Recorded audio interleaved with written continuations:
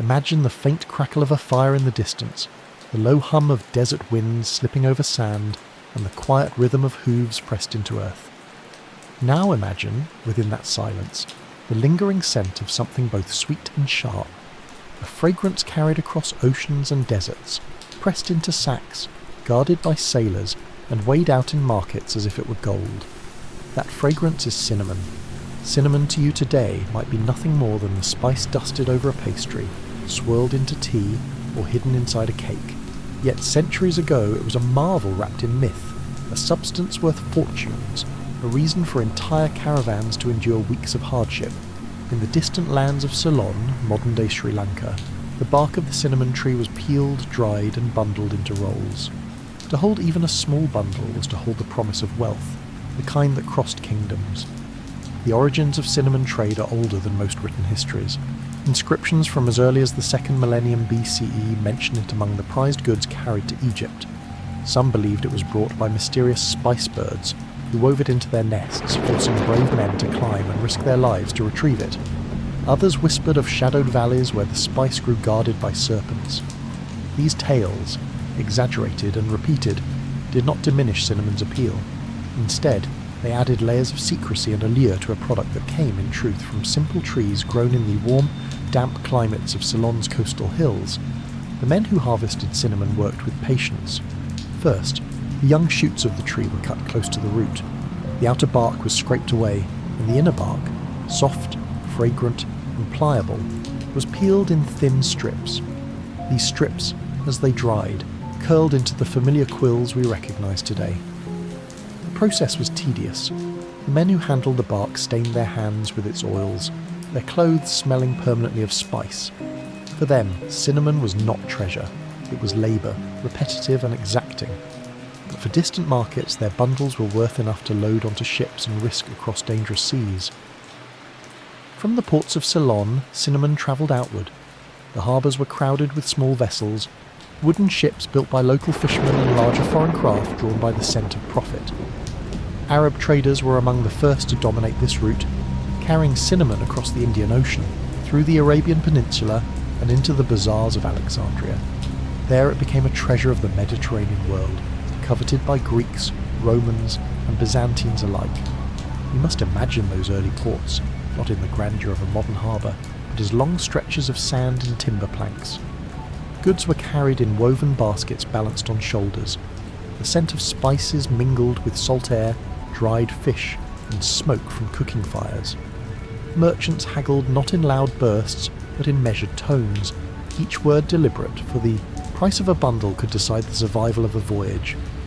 In the Indian Ocean, cinnamon shared the decks with pepper, pearls, ivory, and textiles. The sailors who ferried these goods faced challenges beyond the cargo. Monsoon winds ruled the routes, favourable in one season, disastrous in another. To sail at the wrong time was to risk being stranded or capsized. Cinnamon might survive a storm sealed in clay jars, but men often did not. Those who returned told stories of wrecked fleets and floating cargo lost forever to the sea. By the time cinnamon reached Byzantium, it had already passed through many hands. Each link in the chain added cost, each merchant took a portion, and by the time it sat in the storerooms of Byzantine nobles, it was more precious than silver. Used sparingly, it flavoured meats and preserved wines. Burned, it released smoke thought to purify the air and please the divine. In medicine, it was ground into powders, mixed with honey, and believed to strengthen the stomach or ward off fevers. And yet, the Byzantines rarely knew its true origin. For centuries, cinnamon's source was carefully hidden by middlemen. Arab merchants spun tales of faraway lands guarded by monsters, not to deceive maliciously, but to protect their monopoly. If the buyers in Byzantium knew that cinnamon came from the relatively accessible island of Ceylon, they might bypass the Arab intermediaries. Secrecy was a form of currency, and it worked. For generations, Europeans consumed cinnamon in ignorance, convinced it grew in Arabia or along the Nile. Picture, then, the odd distance between origin and destination. In Ceylon, cinnamon was bark stripped by hand, drying in the sun. In Byzantium, it was a symbol of sophistication, displayed in ornate jars, consumed in feasts, and whispered about in stories of wealth. The labour of anonymous cutters became the indulgence of emperors, Yet, for all its journey, cinnamon remained fragile. A shipwreck could erase its value. A caravan raid could scatter it into desert sands. Even the weight of humidity could spoil its fragrance. To carry cinnamon across the world required not just trade routes but constant care.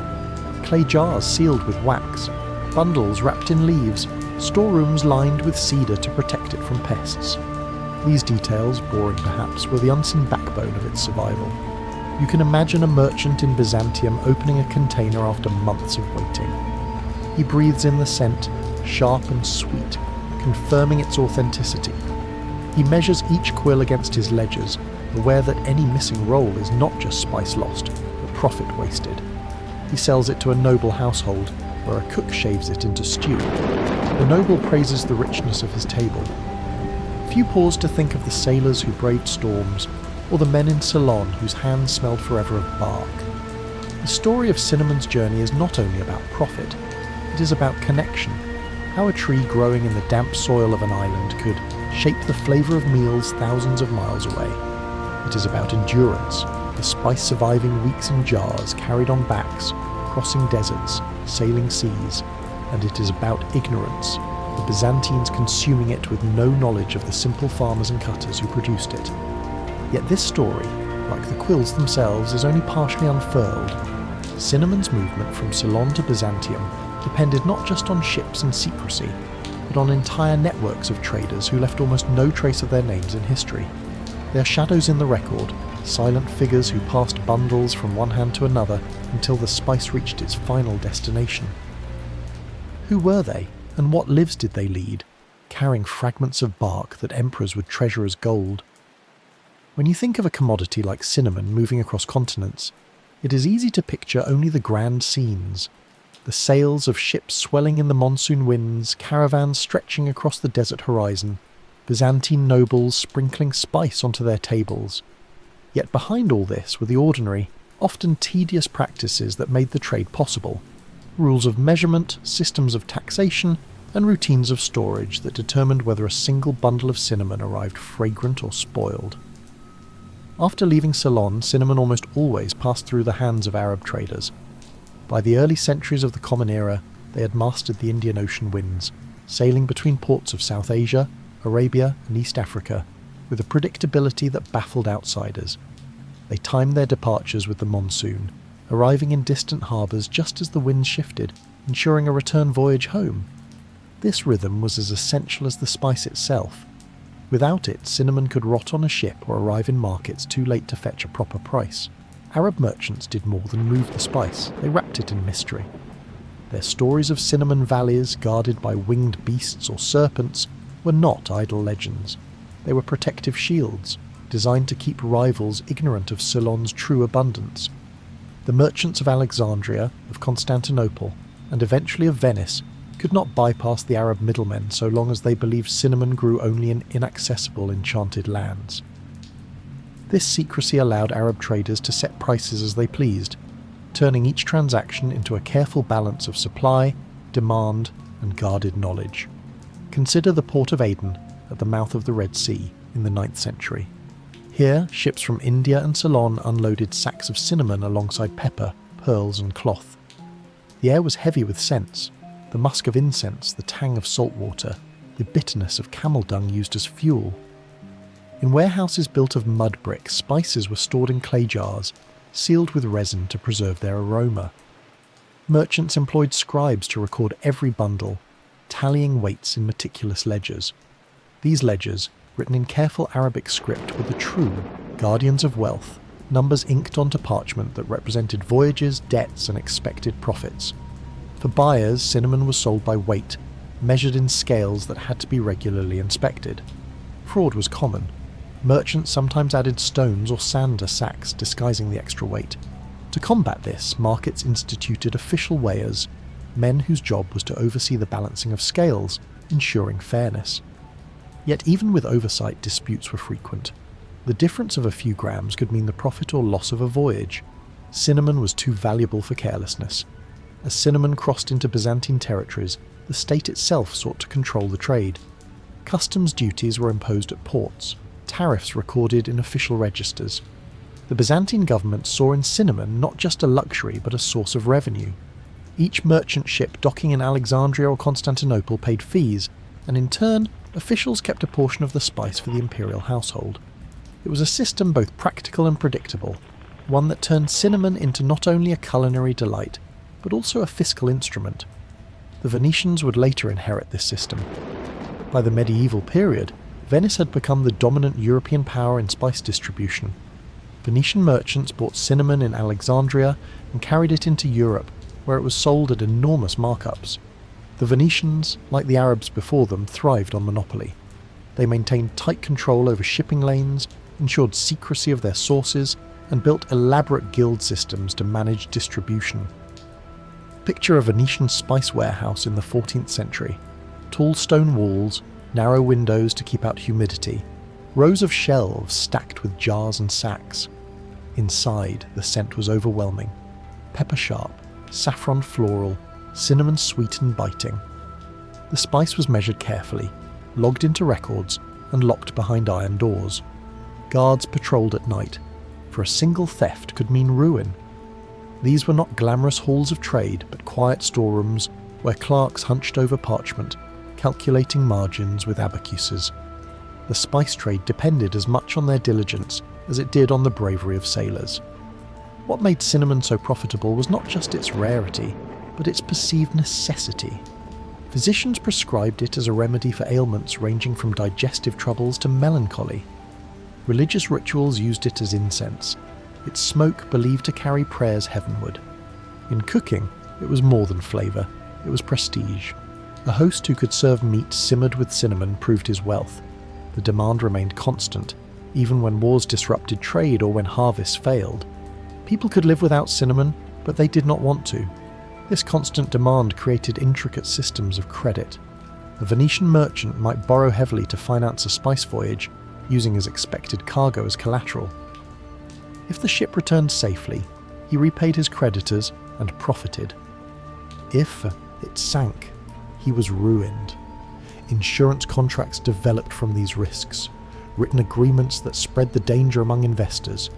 Cinnamon thus influenced not only cuisine and medicine, but also the very birth of financial systems that would shape Europe for centuries. At the heart of all this, though, were the forgotten workers. In Alexandria, dock labourers unloaded sacks by hand, straining under their weight.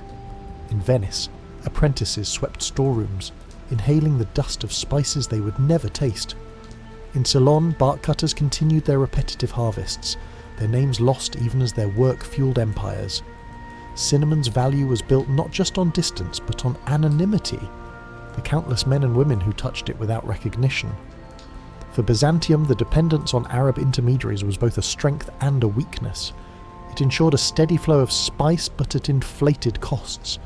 The empire's elite grew accustomed to cinnamon as part of their diet and rituals, but they remained at the mercy of foreign traders.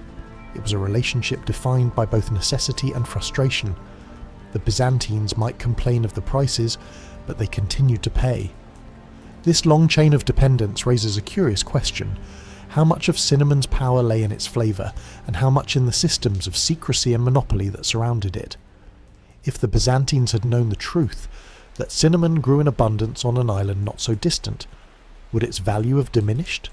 Or would they still have paid dearly, not for the bark itself, but for the prestige it carried? By the time cinnamon reached the heart of Byzantium, it had already been transformed from bark to symbol. To the people of Constantinople, cinnamon was not simply a spice. It was prestige captured in fragrance, a sign of connection to distant lands, and a measure of refinement in both household and empire. Yet its journey did not end at the gates of Byzantine palaces. Cinnamon would ripple outward, shaping tastes, economies, and even ideas across medieval Europe. Inside the Byzantine capital, cinnamon was a marker of status. Emperors served it at banquets, blending it into sauces, stews, and even wine.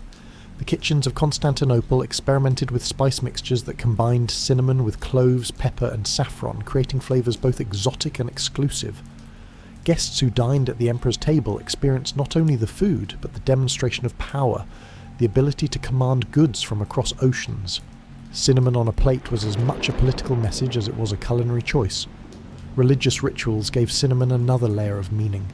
In churches, incense was considered a bridge between earth and heaven. When cinnamon was burned, its sweet smoke curled toward the rafters, carrying with it prayers and hymns.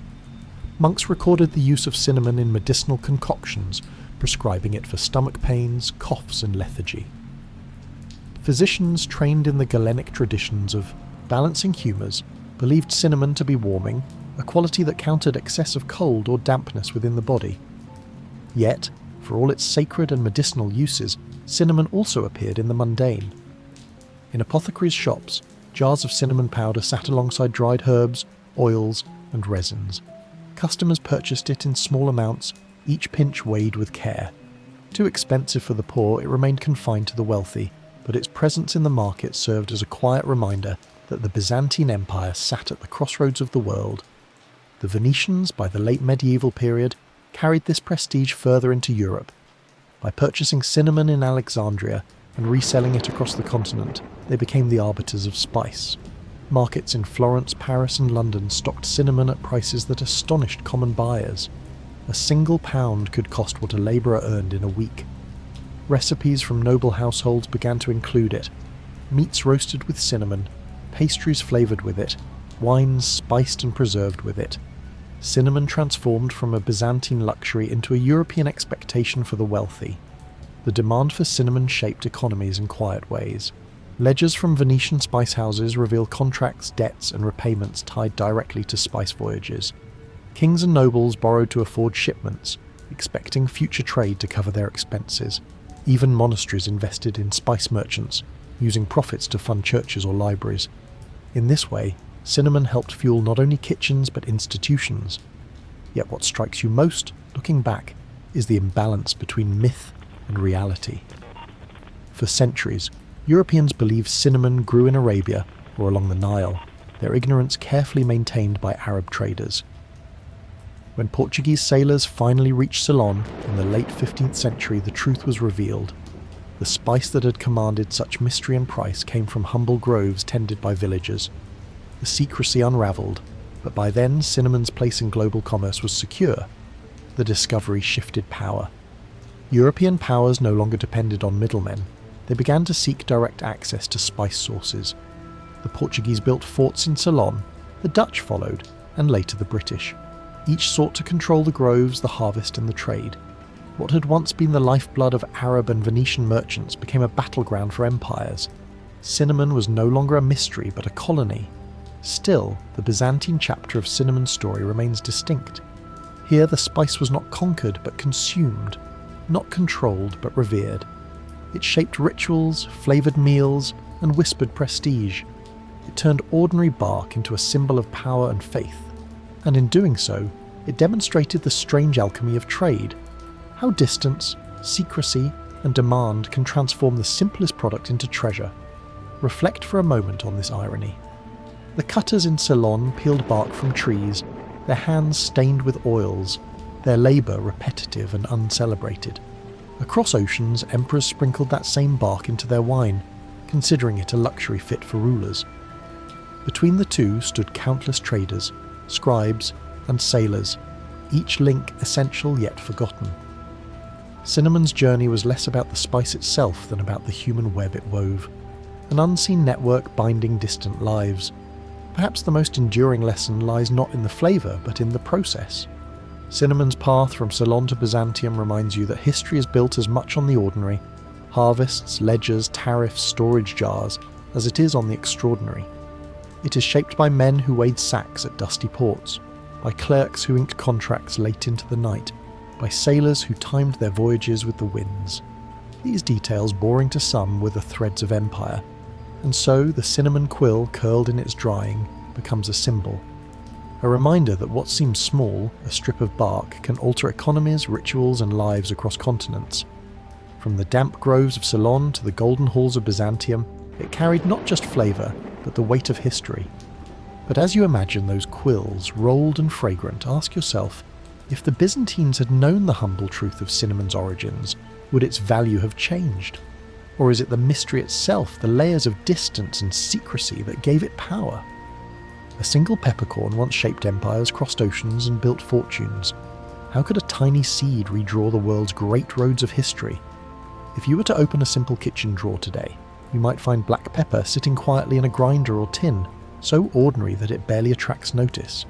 Yet, for much of history, those small black beads were treasures equal to silver, and sometimes measured like coins.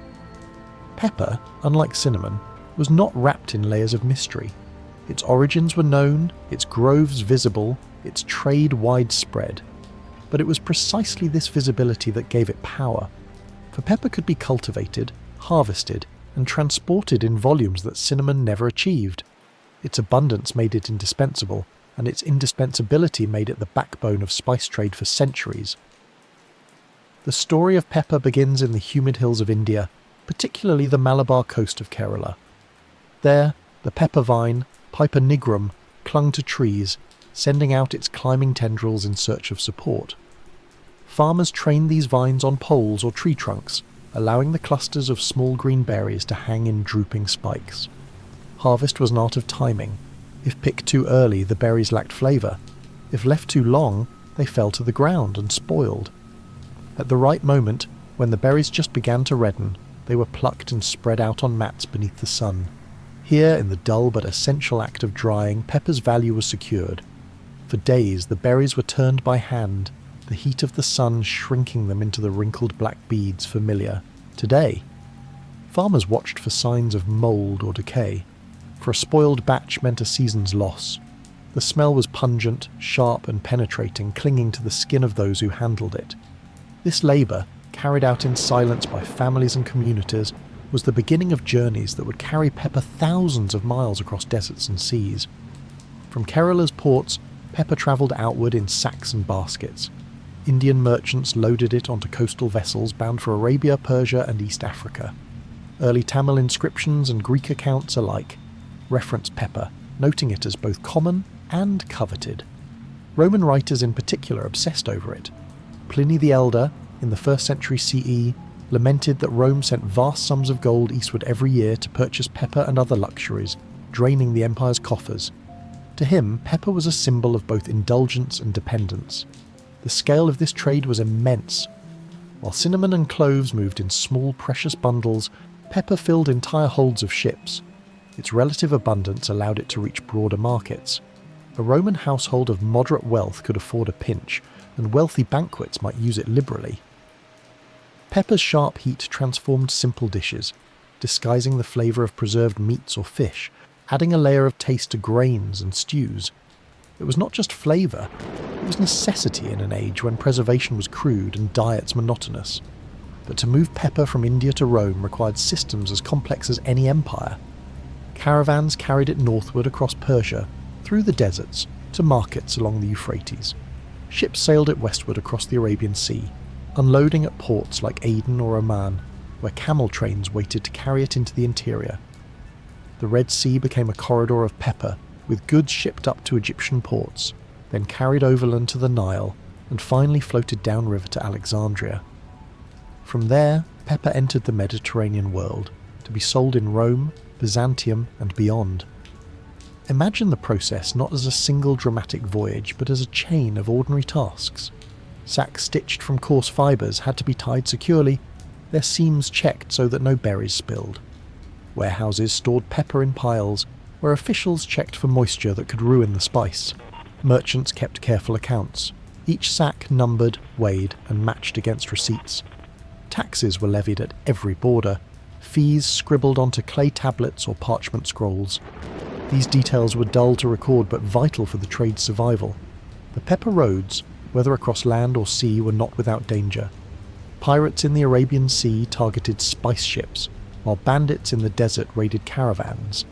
A single lost shipment could ruin a merchant, for though pepper was abundant, its cost remained high. To reduce risk, traders often banded together in convoys. Ships sailed in fleets, caravans moved with armed guards, and contracts spread responsibility among partners.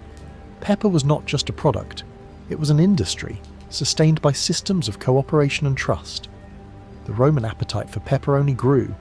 Archaeological evidence shows peppercorns found in the ruins of Pompeii, sealed in jars that survived the eruption of Vesuvius. They are silent witnesses to the spice's reach. Roman cookbooks, like that attributed to Appius, list pepper in recipe after recipe, often combined with honey, vinegar, and garum, the fermented fish sauce that flavoured Roman kitchens. Pepper was not exotic. It was integrated, expected, and indispensable. Yet the ordinary buyer in Rome rarely thought of the Indian farmer drying berries in the sun. Distance erased origin. To Romans, pepper came from markets, not from vines. To Indian farmers, pepper was livelihood, not luxury. Between them stretched the long roads of trade, lined with men whose names never entered the histories. The porters who loaded sacks, the scribes who recorded weights, the sailors who endured storms. Their collective invisible labour built the pepper trade as much as any empire did. The question lingers: why pepper, above all spices, became the most constant thread in history's trade? Perhaps it was because, unlike cinnamon or nutmeg, pepper was abundant enough to supply wide markets, yet scarce enough to remain valuable. Perhaps it was because its flavour was universal, sharp, adaptable, enhancing without overpowering. Or perhaps it was because the systems of trade that carried pepper, caravans, ships, taxes, contracts, were reliable, refined over centuries into patterns that endured long after empires fell. By the time the Byzantine Empire inherited Rome's mantle, pepper had already secured its place as necessity. It flowed steadily from India to Alexandria, through Arab hands, into Constantinople. Each link took profit, each ledger recorded its movement, each sack added weight to ships and caravans. Pepper was not treasure in the sense of gold or gems, it was more subtle. It was the steady hum of commerce, the spice that underpinned cuisines, rituals, and economies alike. And yet, as reliable as the pepper roads were, they carried within them a tension. The dependence of the west on the east, the steady flow of gold eastward in exchange for spice, the risk of monopolies forming at the hands of those who controlled key ports. This tension, invisible in the everyday act of sprinkling pepper on a dish, would one day push empires to explore, conquer, and colonize. But in these earlier centuries, pepper simply flowed, a black thread linking continents together. Still, the thought remains unresolved. If pepper was so abundant, why did it remain so costly? Was it the spice itself, or the long road it travelled, stitched together by taxes, guards, contracts, and middlemen? Was the value in the berry, or in the distance it crossed? By the early medieval centuries, pepper had already become more than just a spice. It was a backbone of commerce, a commodity so interwoven with trade that entire economies bent to its rhythms. But its abundance did not make it free. On the contrary, pepper's very ubiquity created monopolies, and monopolies created power. To trace pepper across the centuries is to follow not only its path across seas and deserts, but also the layers of control built by merchants, states, and guilds. When the Byzantine Empire inherited the trade routes once dominated by Rome, it found itself in a position of both advantage and dependence. The Arabs had become the essential middlemen. Sailing confidently across the Indian Ocean, they brought pepper to ports like Aden and Alexandria. From there, caravans and ships carried it into Byzantine markets. Constantinople thrived as a hub where east met west, but it relied on Arab merchants to keep the flow of pepper steady. Arab traders, much like with cinnamon, understood the value of secrecy and control. Though pepper's origin was no mystery, the Malabar coast of India was well known, the methods of transportation, the timing of the monsoon, and the complex webs of contracts were guarded knowledge. Arab merchant families passed down these practices, weaving them into dynasties of trade. Their ships, often stitched from coconut fibre and bound with ropes, carried hundreds of sacks at a time. Each sack represented not just spice, but also risk, debt, and expected profit. Markets like Alexandria became theatres of this control. Pepper arrived in bulk, unloaded by teams of labourers, stored in vast warehouses where scribes tallied each sack. Official weighers ensured accuracy, while tax collectors imposed levies. For every measure of pepper, a portion went to the authorities, filling state treasuries. It was here that the Byzantine Empire both benefited and suffered. Pepper provided customs revenues, strengthening the imperial coffers, yet the empire remained dependent on foreign supply. By the 11th and 12th centuries, Venice emerged as a new player. Positioned at the edge of Europe but with strong ties to Byzantium, Venice leveraged its maritime power to insert itself into the spice trade. Venetian merchants travelled to Alexandria, purchasing pepper in bulk, then shipping it back to their own warehouses on the Adriatic. From there, they redistributed it into the heart of Europe. What set Venice apart was its organisation. The Venetians built guilds to regulate trade, ensuring that prices remained stable and that members respected the city's monopoly. Spice warehouses in Venice were not chaotic storerooms, but carefully managed institutions. Jars were stacked in orderly rows, humidity was monitored, and guards patrolled constantly. Venetian records, written in precise script, detailed every contract: the name of the merchant, the quantity of pepper, the price agreed upon, and the date of repayment. Pepper was not just flavour, it was paperwork. In Europe, pepper became both necessity and luxury. Nobles demanded it at feasts. Monasteries purchased it for medicinal and ritual use, and townspeople sought it in small amounts to liven otherwise bland diets. The demand was so high that pepper even functioned as currency. Debts were sometimes repaid in peppercorns. Rents, too, could be measured in spice rather than coin. To carry a pouch of pepper was in some contexts to carry wealth itself. Yet the system was fragile. Wars disrupted routes, storms destroyed ships, and piracy remained a constant threat. To mitigate these risks, Venice and other trading powers developed insurance contracts, spreading the danger across multiple investors. A single voyage might be financed by several parties, each holding a share of the cargo. If the ship returned safely, all profited. If it sank, the loss was distributed. Thus, pepper not only shaped taste but also finance, encouraging the development of credit, loans, and early banking systems. Still, the central fact remained. Control lay in the hands of those who managed the flow. Arab merchants at sea, Venetian traders at ports, Byzantine officials at customs. They formed a chain of power, each link profiting while farmers in Kerala continued their quiet harvests. The inequality was stark, but it was also the engine of continuity. Pepper never ceased to flow because too many depended on it. This monopoly, however, created resentment. European states grew uneasy with their dependence on Venice and Arab merchants. By the late medieval period, pepper had become not only a spice, but also a symbol of economic imbalance. Why should so much gold flow eastward for something as simple as dried berries? Why should Venice alone control the channels of distribution? These questions simmered beneath the surface, preparing the ground for the great age of exploration that would seek to bypass the monopolies altogether. But before that rupture, the systems of pepper trade continued to deepen. In Venice, guild rules dictated not only prices, but also who could participate in the trade. Apprentices trained for years before being trusted with contracts. Ships were inspected before departure, their hulls checked for leaks, their sails for wear. Caravans carrying pepper inland from Venice were organised into schedules, their movements recorded and reported. The detail was endless, almost monotonous, but it was precisely this monotony that kept pepper reliable. You can imagine a Venetian clerk hunched over his desk, tallying peppercorns as numbers on a ledger. His quill scratches across parchment, noting debts and repayments. He will never see Kerala, never smell the fields where pepper grows, never watch the drying mats spread beneath the Indian sun. Yet his ink binds the trade as surely as the ropes that tie sacks to camelbacks. Without him, the system falters. Without the boring details, the spice itself loses its path. And so, pepper became the most contested spice of its age, not because it was rare, but because it was necessary. Unlike cinnamon, nutmeg, or cloves, pepper could not be reserved for only the wealthiest. Its wide use meant its control touched everyone from emperors to cooks. Whoever managed pepper managed the balance of power. Yet one question lingers. If pepper was so central, did it control history, or did history control it? Were the empires that rose and fell along its roads built on pepper, or was pepper merely carried along by the tides of empire? By the late Middle Ages, pepper was no longer just a seasoning.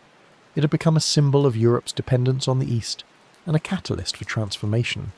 Its sharp heat lingered not only on the tongue, but in the minds of kings, merchants, and explorers who dreamed of breaking free from the monopolies that bound them. If cinnamon was myth, and cloves were mystery, pepper was necessity, and necessity eventually demanded change. In the 14th and 15th centuries, Pepper poured into Europe through Venetian channels. Venice's monopoly was near absolute, secured by its privileged access to Alexandria and its contracts with Arab merchants. This system enriched the city beyond measure. Venetian palaces glittered with wealth built on sacks of black beads, and its fleets patrolled the Mediterranean to defend that privilege. For other European states, however, pepper became a reminder of exclusion. Each measure purchased from Venice carried not only cost but humiliation, a dependence on a rival city-state. Thus, the age of exploration dawned not with abstract dreams of discovery, but with a tangible desire for pepper. Portuguese sailors, backed by monarchs eager to bypass Venetian and Arab middlemen, set their sights on the Indian Ocean. In 1498, Vasco da Gama reached Calicut on the Malabar coast, the very heart of pepper country. What had been distant rumour became visible reality. The vines, the berries, the drying mats in the sun, all were laid bare to European eyes. The mystery was gone. The consequences were immediate.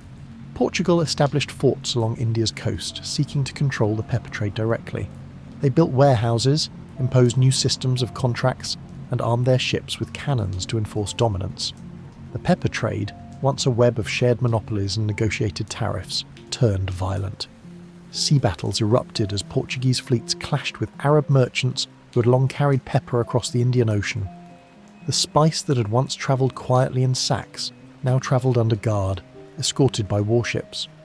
In the 17th century, the Dutch East India Company followed, displacing the Portuguese in many regions.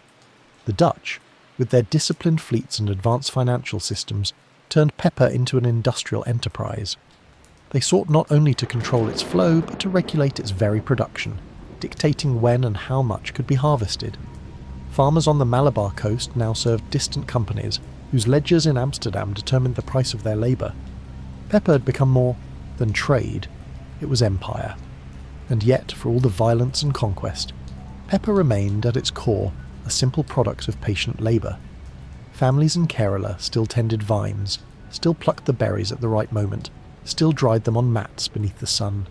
Their work changed little, though the flags above the ports changed often. The peppercorn itself was indifferent to empires, its wrinkled black surface carrying the same pungency, whether sold in Alexandria, Venice, or Amsterdam. In Europe, pepper's ubiquity only deepened. No longer confined to noble feasts, it trickled down to broader households.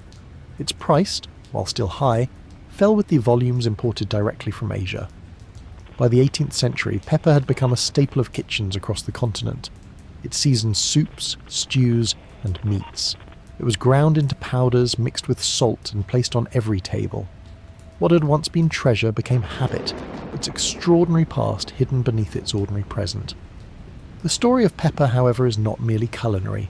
It shaped financial systems, inspiring the development of joint stock companies and modern insurance. It shaped geography, motivating voyages that redrew maps.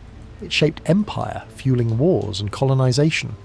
The Portuguese, Dutch, and later the British all pursued pepper as part of their wider conquest of Asian trade. Even America's early maritime adventures in the late 18th century included voyages to pepper ports, seeking profit in the spice that had driven Europe for centuries. Consider how strange this transformation is. The same berry that a Roman cook sprinkled over fish became the reason for naval battles half a world away. The same sack of pepper that once passed quietly through Alexandria's warehouses became the spark for colonization, slavery, and the reshaping of global economies. Pepper was never rare, but its path across continents gave it power. Its value lay not in its scarcity, but in the webs of distance, risk, and desire that surrounded it. By the time the British Empire consolidated control over India in the 19th century, pepper had lost some of its aura. It was no longer treasure, it was commodity. Ships carried it in bulk, railroads distributed it inland, and its price settled into predictability. Yet the legacy of centuries remained. Pepper had trained Europe to look outward, to cross oceans, to build empires. It had taught merchants to organise credit, sailors to master winds, and states to guard monopolies. Today, when you twist a grinder over a plate of food, you rarely think of this history. You do not picture the Roman complaints of lost gold, the Venetian guilds with their guarded warehouses, or the Dutch fleets patrolling pepper coasts. Yet all of these lie invisibly within those small black beads. Pepper's ordinariness is its disguise. Beneath it lies a history of empires rising and falling, of lives risked and lost, of systems built on detail after detail, contracts, ledgers, sacks, scales. And perhaps that is Pepper's true legacy. It reveals how the ordinary can shape the extraordinary. Not through mystery or rarity, but through constancy. Pepper was always there, harvested, dried, shipped, sold. It never dazzled with exotic legends as cinnamon did. Instead, it quietly endured, building habits so strong that entire empires rearranged themselves to supply them. So ask yourself, when a spice becomes so ordinary that it rests unnoticed on every table, is that not the greatest measure of its power? Pepper's journey from the Malabar coast to every corner of the world is not just history. It is the story of how something small, constant and ordinary can reshape the world. In the hidden looms of Persia, saffron threads glowed brighter than gold. Who were the silent weavers guarding this secret trade of empires? If cinnamon curled in on itself and pepper hardened into black beads, saffron bloomed. It bloomed not in forests or on vines, but in fields of fragile crocus flowers, each petal a whisper of purple, each stigma a filament finer than thread. To speak of saffron is to speak of delicacy, a spice so light that a pound requires tens of thousands of blossoms, so fleeting that harvest must happen in the dim light of dawn, so costly that its weight was measured against gold. In Persia, saffron was not only spice but culture, woven into life in ways both ordinary and sacred. Farmers of Khorasan and Yazd tended fields where crocuses stretched in neat rows, their purple petals glowing against the muted earth. The rhythm of the harvest came each autumn. Before sunrise, men, women and children walked the fields, their hands brushing against the blossoms, plucking them before the sun could wilt their fragile beauty. It was work done in silence, not out of reverence but necessity. The flowers opened with daylight, and once open, their stigmas lost strength. The true treasure lay hidden inside, 3 slender red threads, the stigmas that gave saffron its power. Workers sat for hours, separating them by hand, placing them in shallow baskets to dry. Fingers stained orange, clothes dusted with fragments, eyes straining against the tiny scale of the work. There were no shortcuts. A field might yield only ounces, and every ounce carried within it hundreds of hours of labour. For the farmers, saffron was both lifeblood and burden. Once dried, the threads curled into fragile wisps, their fragrance subtle yet penetrating, a mix of earth, honey and hay.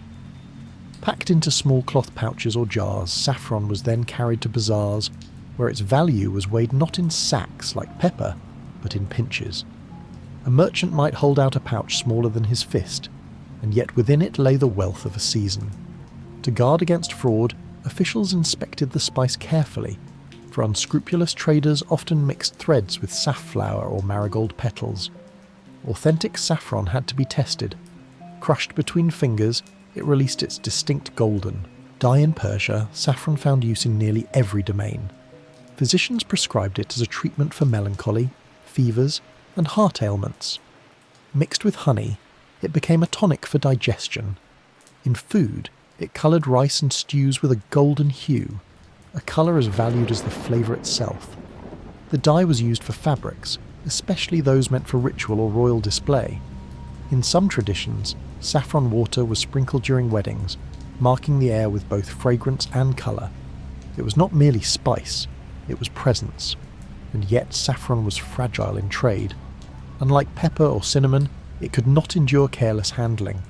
Moisture spoiled it, sunlight weakened it, pests destroyed it. Merchants learned to store it in small clay jars sealed with wax, often nested inside larger containers lined with cloth. Transporting saffron was an act of constant vigilance. A caravan bearing saffron moved slower, ensuring that jars did not crack. Sailors kept it in dry compartments, far from the damp. The spice's value demanded care at every step. Persian merchants became masters of this care. They wove saffron into networks of trade that stretched across Central Asia, the Middle East, and eventually into Europe. From bazaars in Isfahan, saffron travelled north into caravanserais on the Silk Road, where it mingled with bolts of silk, lumps of jade, and sacks of dried fruit. Each stop added to its cost. each exchange scribbled into ledgers by scribes who weighed threads on tiny brass scales. But saffron was not traded in the same way as pepper or cinnamon. Its volumes were too small, its delicacy too great. It moved not in sacks but in packets, passed from hand to hand like fine cloth. Traders sometimes stitched saffron into textiles, hiding threads within seams to protect them from thieves or taxes. This hidden trade gave saffron a reputation not only for cost but for secrecy. What looked like an ordinary bale of cloth might, upon closer inspection, conceal a fortune in red filaments. In Byzantium, saffron entered as luxury, used by physicians and nobles. In Europe it was prized but not abundant until later centuries. Within Persia, however, it remained woven into daily life. Women dyed fabrics with it. Cooks stirred it into rice. Healers steeped it into medicines. To outsiders, saffron was treasure. To Persians, it was both ordinary and extraordinary, a thread that bound ritual, cuisine, and health. You can imagine a Persian weaver dipping threads into saffron water, watching them absorb the golden hue. His loom creaks, his hands move with practiced rhythm, the fabric slowly emerging bright with colour. He thinks not of distant markets or empires, but of the cloth itself, of its place in ceremony, of its beauty and light. In this way, saffron was not only trade, it was craft. Still, its fragility made it vulnerable to politics. Wars disrupted harvests, raids destroyed caravans, taxes consumed profits. A drought in one season could mean famine, not because saffron fed mouths but because it paid debts. For families dependent on its trade, the loss of a harvest was catastrophe. The fragility of the threads mirrored the fragility of lives, and so the question lingers: was saffron's value in its taste, its colour, its healing, or in the sheer impossibility of producing it without immense labour? Was it treasure because of what it was, or because of what it demanded from those who gathered it? When saffron left the fields of Persia, it entered a world of contracts, guilds, and inspection. Unlike pepper, which flowed in steady bulk, saffron demanded constant vigilance. It was too valuable to be traded casually, too fragile to be trusted without careful oversight. Every thread carried with it questions of authenticity, purity, and worth. To understand saffron's long journey is to enter not only bazaars and caravans, but also the quieter chambers of scribes, weighers, and inspectors who ensured that each bundle remained genuine. In medieval markets from Isfahan to Cairo, saffron was sold in weights measured smaller than most spices. Merchants used brass scales with pans barely larger than a hand, balancing grams of threads against polished stones or lead weights. Buyers leaned close, watching carefully for fraud. Forgeries were common, and some became notorious. Traders sometimes mixed real saffron with dried marigold petals or safflower threads, dyes chosen because they mimicked saffron's colour. Others soaked fibres in honey or oil to increase their weight. Such tricks could double profits, but they carried risks. Discovery meant not just shame, but punishment. To guard against these frauds, markets established official testers. In Cairo's spice bazaars, scribes recorded sales, and inspectors rubbed threads between their fingers, checking the release of golden dye. Genuine saffron stained the skin, leaving behind a deep, lingering yellow. Fake threads crumbled without colour. Buyers often requested to crush a few strands before agreeing to a purchase. These details, the pressing, staining, sniffing, were small rituals of trust, the boring mechanics that made long-distance trade possible. Guilds played a critical role. In Persia, saffron cultivation remained in the hands of farmers and local traders, but as it spread westward, guilds took over regulation. In Europe, particularly by the 14th century, saffron was overseen by guildmasters who monitored quality, issued licenses, and punished fraud. In Nuremberg, laws were so strict that those caught selling adulterated saffron could be fined heavily, imprisoned, or even executed. The so-called saffron show trials were public reminders that a spice so delicate could inspire fierce discipline. Medicine gave saffron another layer of importance. Physicians of the Islamic Golden Age, such as Avicenna, praised saffron for its warming qualities, its ability to lift the mood, and its usefulness in treating digestive ailments. Manuscripts recorded precise instructions: steep a few filaments in hot water, mix with honey, administer for melancholy. Apothecaries stocked saffron alongside cinnamon, myrrh and aloe. Patients trusted it not only for its effects but for its costliness. An expensive medicine was assumed to be potent. Cooks, too, prized saffron. In Persian and Arab kitchens it coloured rice dishes, turning them golden. In Europe it flavoured broths and stews, marking feasts of nobility with its distinctive hue. Recipes written in Latin, Arabic and Persian all mention saffron as a seasoning of choice, not for its overwhelming taste but for its subtle aroma and its colour. A dish laced with saffron looked rich, tasted refined, and declared status. But with use came the constant problem of supply. Fields in Persia and later Spain could only yield so much. A single season's drought could collapse prices upward. A caravan raid could erase a year's profit. Unlike pepper, which could be harvested in bulk, saffron's production never expanded easily. The threads remained stubbornly tied to the labour of the hands, the fragility of flowers, the discipline of dawn harvests. No empire could accelerate the crocus bloom. No merchant could increase the threads per flower. This natural limit created perpetual tension between demand and availability. Europe's fascination with saffron peaked in the late medieval period. The Black Death of the 14th century increased its demand dramatically, for saffron was believed to combat plague symptoms. Prices soared. Records show entire ships sailing from the Levant to Europe, carrying nothing but saffron, their holds filled with jars of fragile threads. One infamous case, the so-called Saffron War of the 14th century, involved a hijacked shipment of saffron bound for Basel, sparking months of dispute between merchants and cities. That a war could be fought over flowers tells you how deeply saffron mattered. The economics of saffron were unlike other spices. Pepper flowed in tons, cinnamon in quills, nutmeg in seeds. Saffron, by contrast, moved in handfuls. Its cost per weight outstripped nearly all others. This imbalance forced merchants to treat it differently. Contracts for saffron were written with more clauses, requiring guarantees of purity.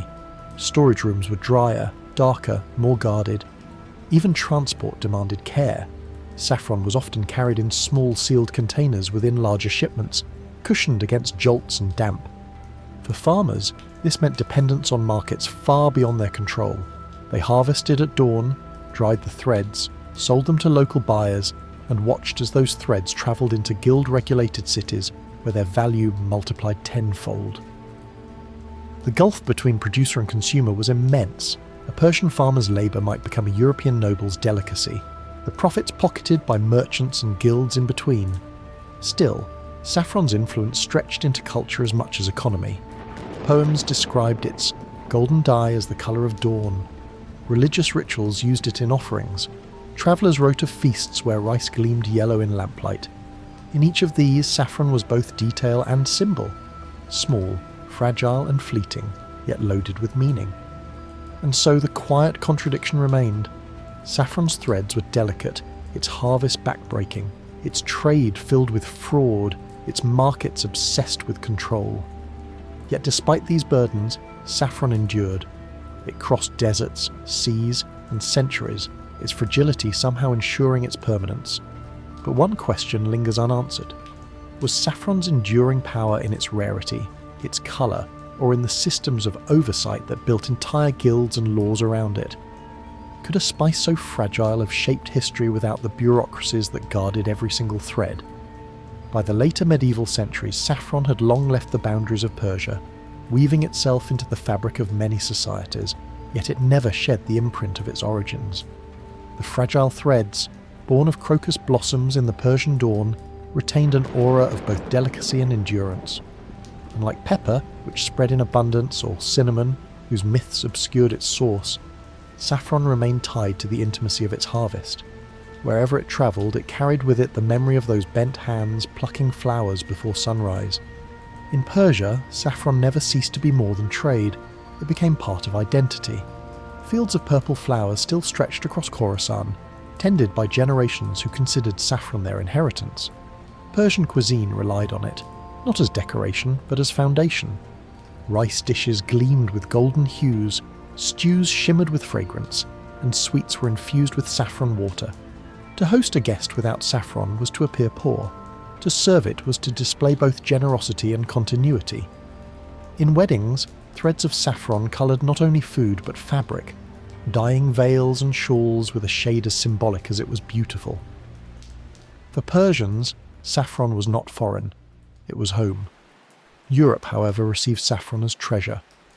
By the 14th and 15th centuries, as saffron wars and fraud cases multiplied, demand surged beyond what Persian fields could supply. Spain and southern France began cultivating saffron, transplanting crocus bulbs into their own soils. In La Mancha, Spain, saffron fields mirrored those of Khorasan, producing blossoms that fed both local cuisines and export markets.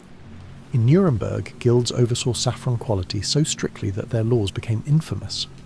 European saffron was not always equal to Persian, but it allowed the spice to become more accessible, though still costly.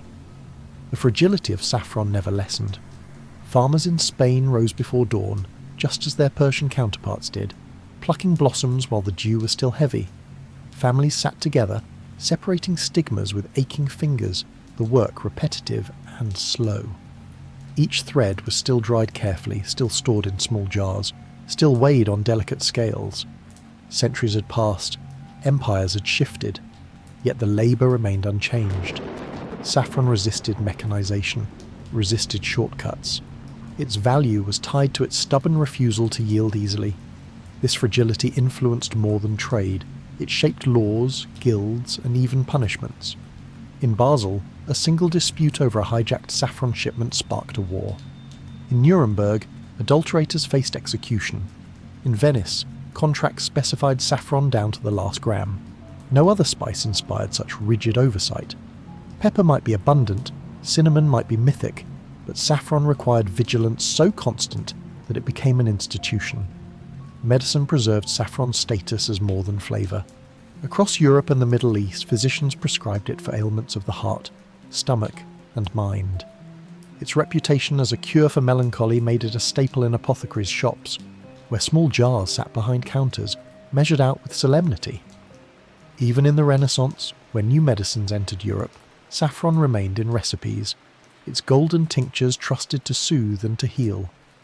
The cultural weight of saffron endured because of its colour as much as its taste. Yellow gold symbolised light, purity and wealth. Priests used saffron-dyed robes, kings wore garments touched with its hue, and poets compared dawn itself to saffron. In literature and song, saffron became metaphor, the colour of love, of new beginnings, of divine presence. The threads, so small and fragile, reached into realms of imagination far beyond the kitchen. But saffron's story is also one of limits. Unlike pepper, saffron never became cheap. Unlike sugar, it never flooded markets. Its fragility kept it rare, its labour kept it costly, its scale kept it small. Even as global trade expanded in the early modern era, saffron remained bound to the dawn harvests of a few regions. It never became the driver of conquest in the way pepper or cloves did. Instead, it endured quietly, threading itself through rituals and cuisines without ever dominating the world economy. And perhaps that is why saffron still carries mystery. Pepper is ordinary, cinnamon is familiar, but saffron retains its aura of rarity. To this day, a small vial of threads can command prices that recall medieval times. The systems of fraud detection, guild oversight and strict laws may have faded, but the fragility remains. You cannot industrialize a crocus bloom. You cannot force more threads from a flower. Saffron's legacy, then, is not only in trade but in lesson. It reminds us that value can come not from abundance, nor from secrecy, but from labour and fragility. Each thread represents not just spice but the hours of human hands, the patience of harvest, the endurance of tradition. It is history written not in bold strokes of empire, but in the quiet repetition of dawn harvests, season after season, century after century. So as you imagine those Persian fields, glowing purple in the early morning light, ask yourself, was saffron's power in its golden colour, its healing taste, or in the very fact that something so small, so fragile, could demand such unending care? From the misty isles of the Moluccas, cloves journeyed across oceans, stirring kings, merchants and sailors, an ancient fragrance weaving destinies across distant worlds. Far to the east of India, beyond Java, beyond the crowded markets of Sumatra, there lies a scattering of islands where the air itself seems heavy with fragrance. These are the Maluku Islands, once known simply as the Spice Islands, for it was here, and only here, that cloves grew in abundance. To the world, cloves were treasure. To the people of the Moluccas, they were life tied to soil, seasons and survival. The clove tree, evergreen and fragrant, reached heights of over 30 feet. Its leaves shone deep green, its branches spread wide, and in season, clusters of unopened flower buds appeared, first pale, then deepening in colour until they flushed crimson. These buds, harvested just before they opened, became the spice that crossed oceans. The timing of harvest was critical. Too early, and the flavour was weak. Too late, and the buds bloomed, losing their potency. Farmers watched the trees carefully, climbing ladders or the trunks themselves to pluck each bud by hand. The harvest was labour-intensive. Families, sometimes entire villages, worked together. Baskets filled slowly with the reddish buds, which were then spread across mats or bamboo racks to dry in the tropical sun. For days the air was filled with their scent, a sharp, medicinal sweetness that clung to clothes and hair. As they dried, the buds darkened, shrivelling into the familiar nail-shaped cloves, their fragrance growing stronger with every hour under the heat. To ensure even drying, the buds were turned constantly, a task requiring patience. Spoiled cloves meant lost profit, and in these islands, profit was survival. The people of the Moluccas did not view cloves merely as a trade good. They used them in ritual and medicine, burning them as incense in ceremonies, chewing them to freshen breath, applying them to relieve toothaches. Cloves carried social meaning. A gift of cloves marked respect. A marriage could be celebrated with offerings of cloves, and disputes might be settled with baskets exchanged.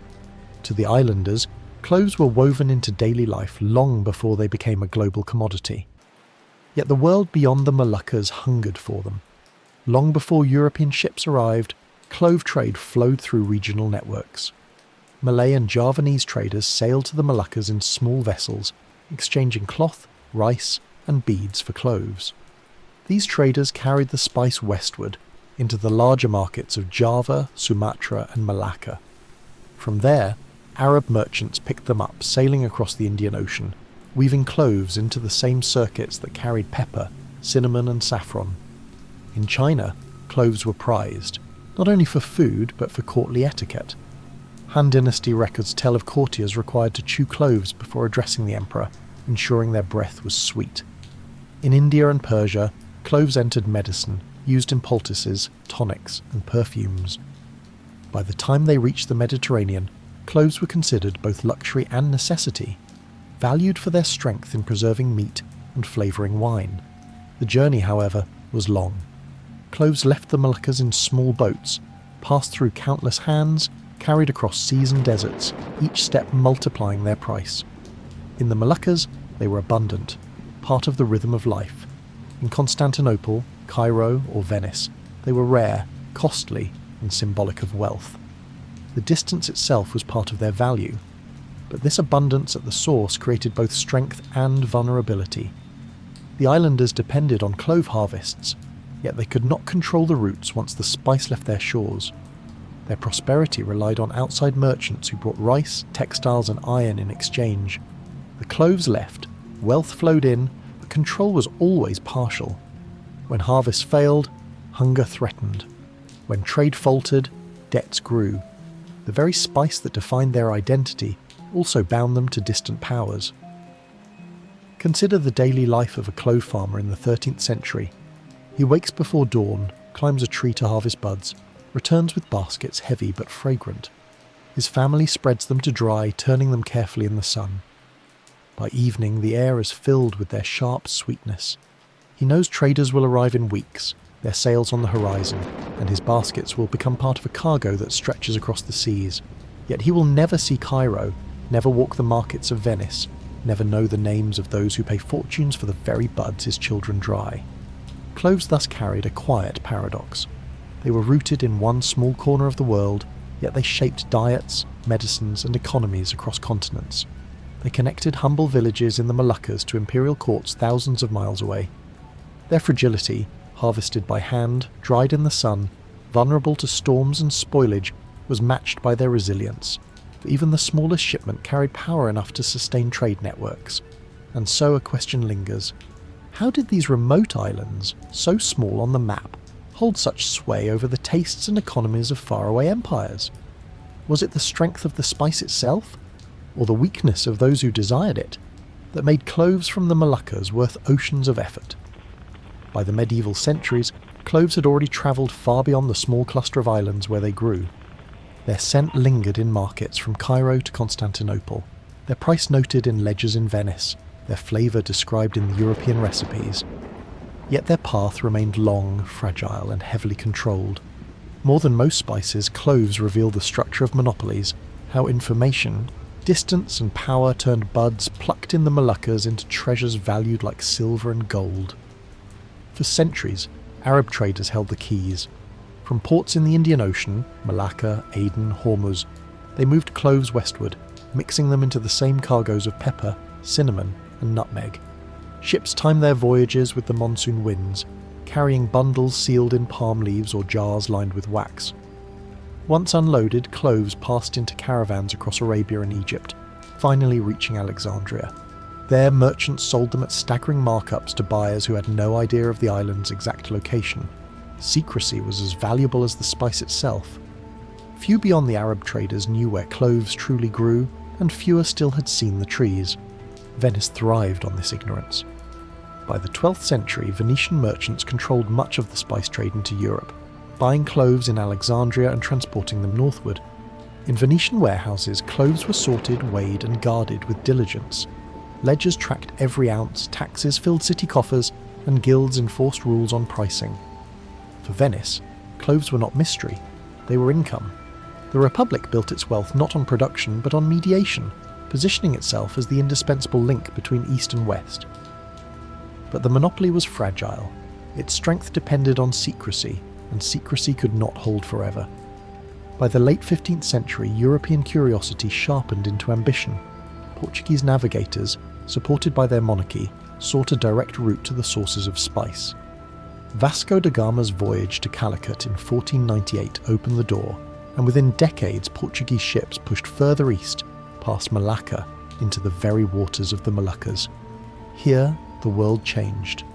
For the first time, Europeans stood among the clove trees themselves, breathing the same sharp air that farmers had breathed for centuries.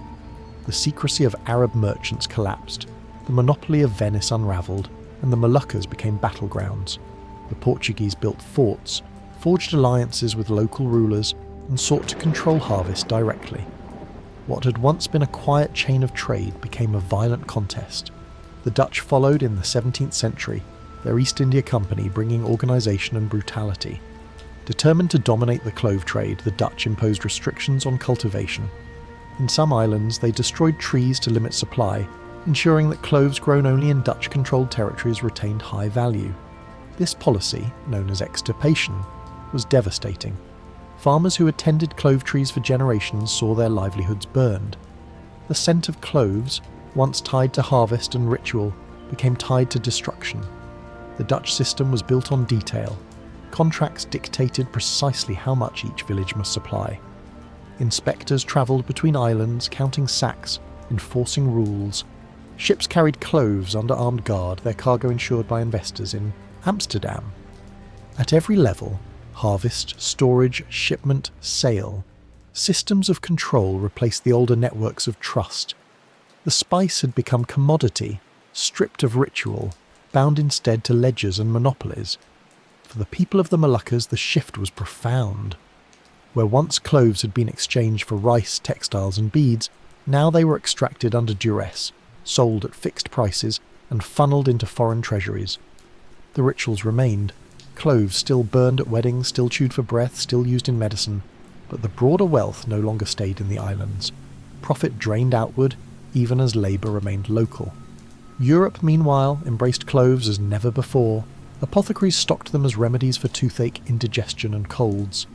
Kitchens prized them for their strength in flavouring meats, pastries and mulled wines. In courts, cloves symbolised refinement. In markets, they symbolised wealth.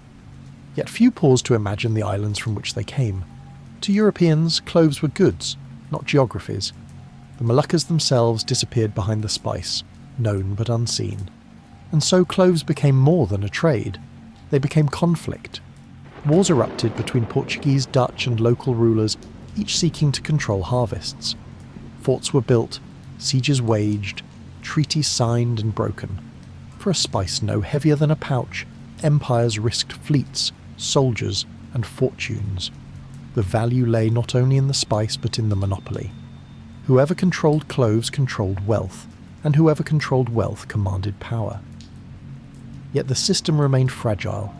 Pirates preyed on ships, storms wrecked fleets, and crops failed.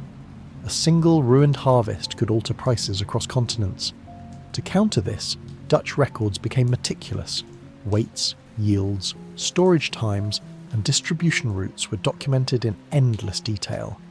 These details, tedious, bureaucratic, almost dull, were the backbone of empire. Without them, cloves could not flow, and without cloves, profits could not be secured. Still, one question lingers in this story of monopolies. Was it the cloves themselves that commanded such struggle, or was it the illusion of control over them? Could any empire truly master a spice so fragile, so dependent on harvest, season, and human hands? By the 17th century, the story of cloves had already shifted from island harvest to imperial strategies. What began as buds plucked by hand in the Maluku Islands became the subject of treaties, wars, and colonial ambitions that stretched across the globe. Yet through all the upheaval, the clove itself remained unchanged, still a bud, still dried in the sun, still fragrant with its sharp, sweet sting. What changed was the world around it, and the weight of power attached to each fragile spice. The Dutch East India Company, VOC, perfected its clove monopoly with ruthless efficiency. By restricting cultivation to select islands under their control, especially Ambon and a few surrounding territories, they ensured scarcity, and scarcity guaranteed profit. To maintain this system, they destroyed trees in other islands, a policy of extirpation that scarred communities. Farmers who had once lived in rhythm with clove harvests now found themselves policed, punished, and dispossessed. The scent of cloves in the air no longer promised only ritual and trade. It carried the echo of empire's authority. Yet cloves resisted perfect control. Seeds and seedlings escaped the Dutch monopoly, carried by smugglers, rival traders, and even adventurous botanists. In the 18th century, French colonial administrators succeeded in transplanting clove trees to Mauritius and Réunion. Later, cloves reached Zanzibar, where the island's fertile soil and climate allowed vast plantations to flourish. By the 19th century, Zanzibar had become the world's largest clove producer. Its plantations worked by enslaved labourers whose suffering underpinned the spice's new abundance. This diffusion broke the Dutch stranglehold. No longer confined to the Moluccas, cloves became a global crop, though their cultural memory remained tied to their original islands. The Moluccas, once the heartbeat of clove production, faded into obscurity, overshadowed by colonial plantations elsewhere. The irony was sharp. The islands that had given the world its cloves became peripheral in their own story. In Europe, cloves became commonplace. Once valued like gold, they slipped gradually into the kitchens of the middle classes. Recipes for spiced wines, baked goods, and preserves listed cloves alongside cinnamon and nutmeg as standard ingredients. Apothecaries continued to recommend them for ailments, especially toothache, where clove oil provided genuine relief, but their aura of exclusivity waned. Cloves had crossed the line from treasure to habit. Still, the legacy of cloves lay less in their flavour than in the systems they shaped. The pursuit of cloves helped perfect models of chartered companies like the VOC, institutions that pioneered joint stock investment, global logistics, and bureaucratic governance. Cloves, along with other spices, pushed states to formalise insurance, standardise contracts, and refine long-distance trade. These boring mechanisms of ledgers, tariffs, and inspections were the quiet foundations upon which modern capitalism was built. The cultural footprint of cloves stretched further. In China, their use endured in medicine and ritual. In the Middle East, they flavoured coffee and sweets. In Europe, they marked festivals, their scent tied to winter feasts and holy days. In Zanzibar, cloves became not only commodity but identity. The island of cloves, its name synonymous with the spice that both enriched and enslaved. But beneath all these legacies lies a quieter truth. The clove bud itself is small, fragile and ordinary. It withers if harvested too late, spoils if dried poorly, loses potency if stored carelessly. Its entire history of wars, monopolies and plantations rested on the delicate timing of harvesters climbing trees in the dawn, plucking buds before they opened. The global clove trade, with all its systems of violence and bureaucracy, depended on this simple act, repeated season after season. In this sense, cloves embody a paradox of history. They are extraordinary not because of what they are, but because of the webs built around them. The Maluku Islands, remote and tiny, became the centre of global conflict because empires desired a taste that could not be replicated. The cloves themselves never changed. What changed was the human desire, the systems of control, and the lengths to which people would go to command them. By the 20th century, cloves were everywhere. They flavoured cigarettes in Indonesia, perfumes in France, and medicines worldwide. They no longer inspired wars, but their history remained embedded in the structures of trade and empire. The islands of the Moluccas returned to quiet anonymity, their role in global history overshadowed by the plantations of Zanzibar and beyond. Yet in every clove ground into a stew or pressed into oil, there lingered the memory of those islands, of farmers who once held the world's taste in their hands. And so, the story closes where it began, with a bud, a tree, an island. The clove's journey from the Moluccas to the world reveals the fragility of power built on desire. Was it truly the spice itself that reshaped empires, or was it the human hunger for control, monopoly and wealth that gave such weight to a flower bud? Perhaps the clove's greatest legacy lies not in its taste, but in the reminder that the smallest things, guarded with secrecy and fought over with violence, can alter the course of history. Through India's dusty caravans, ginger's warm fragrance drifted beyond deserts and seas, guiding merchants, shaping feasts, and leaving trails of spice across forgotten worlds. To imagine the story of ginger, you must begin underground. Unlike cinnamon curled in bark or cloves plucked from trees, ginger grew quietly beneath the soil, its strength hidden in knotted rhizomes. To the farmers of India, ginger was not treasure, but root, dug from earth after months of patience, scrubbed clean of dirt and dried for markets that reached far beyond their fields. And yet, from this humble beginning, ginger would travel deserts and seas, its pungent warmth shaping diets and medicines from Asia to Europe. The Malabar coast, with its humid climate and heavy rains, was among the earliest centres of ginger cultivation. Farmers planted small pieces of rhizome into prepared beds, covering them with soil and organic mulch. For months, the plants grew as tall green stalks, resembling reeds or bamboo. Beneath the soil, the rhizomes thickened, branching into clusters that could be divided and replanted. Harvest came after 7 to 9 months, when the stalks withered and the roots reached maturity. Farmers dug carefully, loosening the soil to avoid damage, lifting each cluster by hand. Fresh ginger was too perishable for long-distance trade. Its survival depended on drying. After harvest, the rhizomes were washed, peeled and boiled to reduce moisture. Then they were spread on mats under the sun, turned repeatedly to ensure even drying.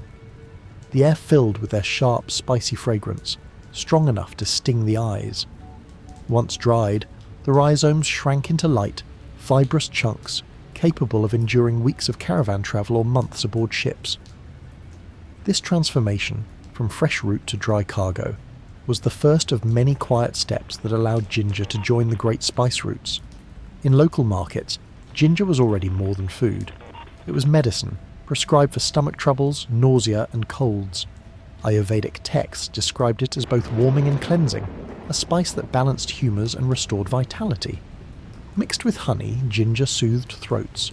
Brewed into teas, it revived weary travellers. The root's pungency gave it power not only in cuisine but in healing, embedding it into the rhythms of daily life. But ginger's true reach began with trade. From ports like Calicut, sacks of dried ginger were loaded onto ships bound for the Arabian Peninsula, East Africa, and beyond. Caravans carried it inland through dusty routes stretching across the Deccan Plateau and into Persia. traders packed ginger in baskets lined with leaves, protecting it from moisture and pests. On the backs of camels, these baskets swayed through deserts, part of the endless flow of spices, textiles, and metals that stitched Asia together. By the 1st century CE, Roman records already spoke of ginger as a valued import. Like pepper, it was used to flavour meats and sauces, and like saffron, it was praised for its medicinal properties. Pliny the Elder noted ginger's virtues while lamenting Rome's endless expenditure of gold to acquire such Eastern luxuries. Archaeological finds confirm his words. Ginger has been unearthed in Roman sites, its presence a testament to the endurance of trade. For merchants, ginger offered both opportunity and challenge. It was lighter and less bulky than pepper, but its value fluctuated. A good harvest in India could lower prices, while disruptions in transport raised them sharply. Markets depended on the rhythm of caravans and the monsoon winds that dictated sailing schedules. A shipment delayed by storms or raids could mean shortages, driving up costs across entire regions. In Alexandria's spice markets, ginger joined cinnamon, pepper, and cloves as staples of trade. Buyers examined the dried roots, checking for mould or signs of decay. Genuine ginger released a strong, sharp scent when broken. Weaker batches fetched lower prices. Merchants employed scribes to tally weights, officials to collect tariffs, and guards to protect warehouses. The routines were dull, repetitive, but they ensured the flow of trade. Without scales, ledgers, and inspections, ginger could not have crossed continents. Byzantine physicians prescribed ginger as frequently as their Indian counterparts. It was recommended for digestion, fatigue, and even as an aphrodisiac. Cookbooks listed it in stews, sauces, and sweets. Its pungency balanced the heaviness of preserved meats, while its medicinal aura justified its expense. In medieval Europe, gingerbread became a symbol of festivity, its sweetness masking the spice's sharpness, its presence marking celebrations of wealth. Yet for all its cultural significance, ginger remained rooted in the quiet labour of farmers. Families in Kerala bent over fields, planting rhizomes in the wet soil, watching them grow through monsoon and sun. At harvest, they scrubbed and boiled, dried and packed, their work repetitive but essential. They knew their roots would travel far, though few understood how far, through caravan routes into Persia, aboard ships into the Mediterranean, into the kitchens of nobles in Rome or Byzantium. Consider the long chain: a farmer's hand pulling rhizomes from earth, a trader's camel swaying across deserts, a sailor's ship battling monsoon winds, a merchant's scribe tallying sacks, a cook in Constantinople grinding the dried roots into powder. Each step ordinary, each detail small, yet together forming the global path of ginger. But here lies the paradox. Ginger was never rare in its homeland. Fields yielded generously, harvests repeated yearly. It was abundance at the source that sustained its scarcity abroad. By the time ginger reached Venice or Paris, its price had multiplied many times over. Was this value in the root itself, or in the distance, labour and risk stitched into its journey? By the medieval centuries, ginger had long ceased to be a curiosity. It had become a fixture of markets stretching from India to Europe, a spice both ordinary and extraordinary, ordinary in its abundance, extraordinary in its reach. What distinguished ginger from many other spices was its dual character. It was both medicine and flavour, both practical and symbolic, and it was precisely this versatility that kept caravans moving and guilds recording, century after century. In the Arab world, ginger became a staple of apothecaries. Medical texts written in Baghdad, Cairo, and Damascus praised its warming qualities. Physicians following Galenic traditions considered it a powerful counter to cold and damp conditions within the body. Avicenna, in his Canon of Medicine, noted ginger's effects on digestion, memory, and even sexual vitality. In marketplaces, jars of dried ginger sat beside cinnamon sticks and sacks of pepper, their pungent aroma cutting through the medley of scents. Merchants handled ginger carefully. Dried roots were brittle and prone to breaking, so they were often packed in bundles wrapped with palm leaves, then stored in jars lined with cloth or parchment to keep out moisture. In caravanserais across Persia and Central Asia, ginger was unpacked, inspected, repacked, and sent onward. At each stop, officials recorded weights and levied taxes. These records, scratched onto parchment or pressed into wax tablets, might seem dull to modern eyes, yet they were the invisible infrastructure that allowed ginger to move steadily westward. By the time ginger reached Alexandria, its price had already multiplied.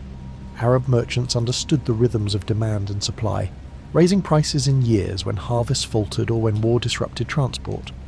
Buyers from Venice crowded the docks, negotiating contracts with care. Venetian merchants purchased ginger in bulk, loading sacks onto ships bound for the Adriatic. In Venice, ginger joined cinnamon, cloves and pepper in tightly guarded warehouses, watched by guild officials who regulated its sale. The Venetian spice guilds left nothing to chance.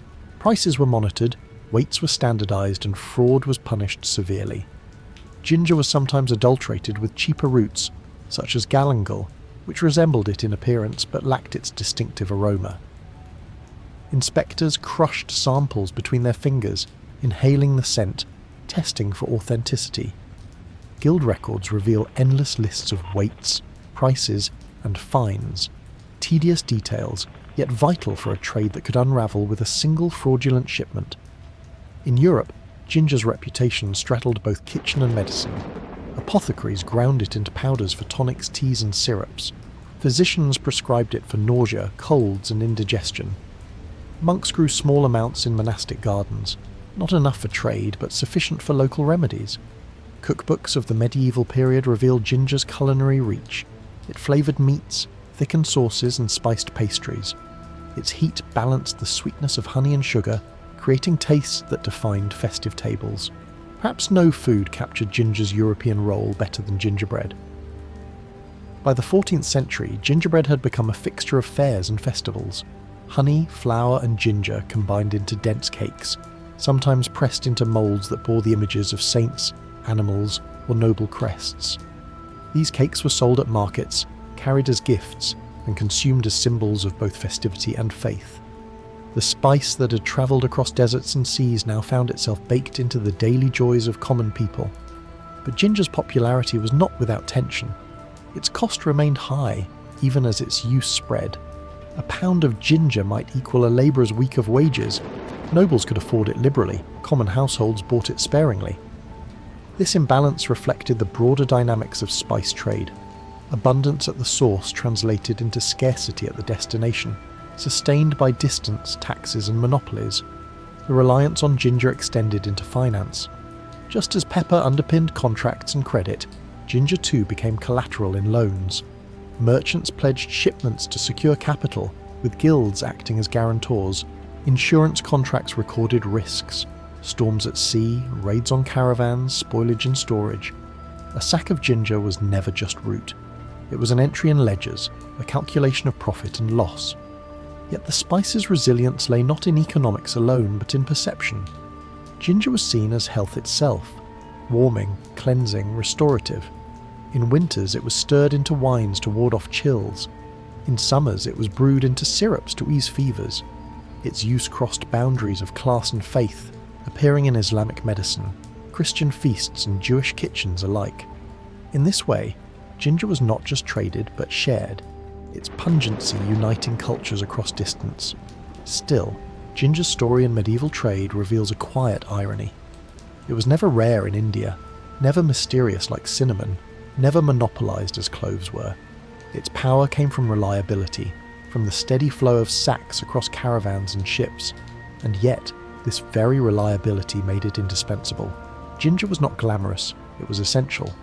And so one question lingers.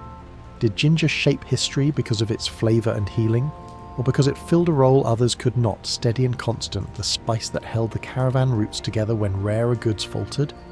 By the late medieval centuries, ginger had already secured its place in markets from India to Europe.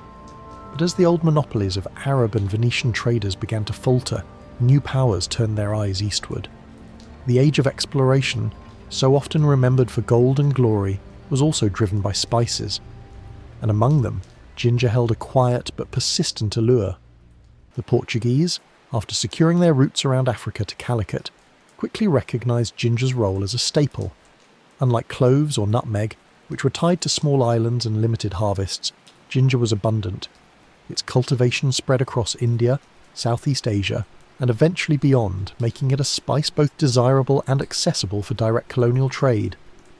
Portuguese ships carried ginger alongside pepper and cinnamon, filling their holds with dried rhizomes destined for Lisbon.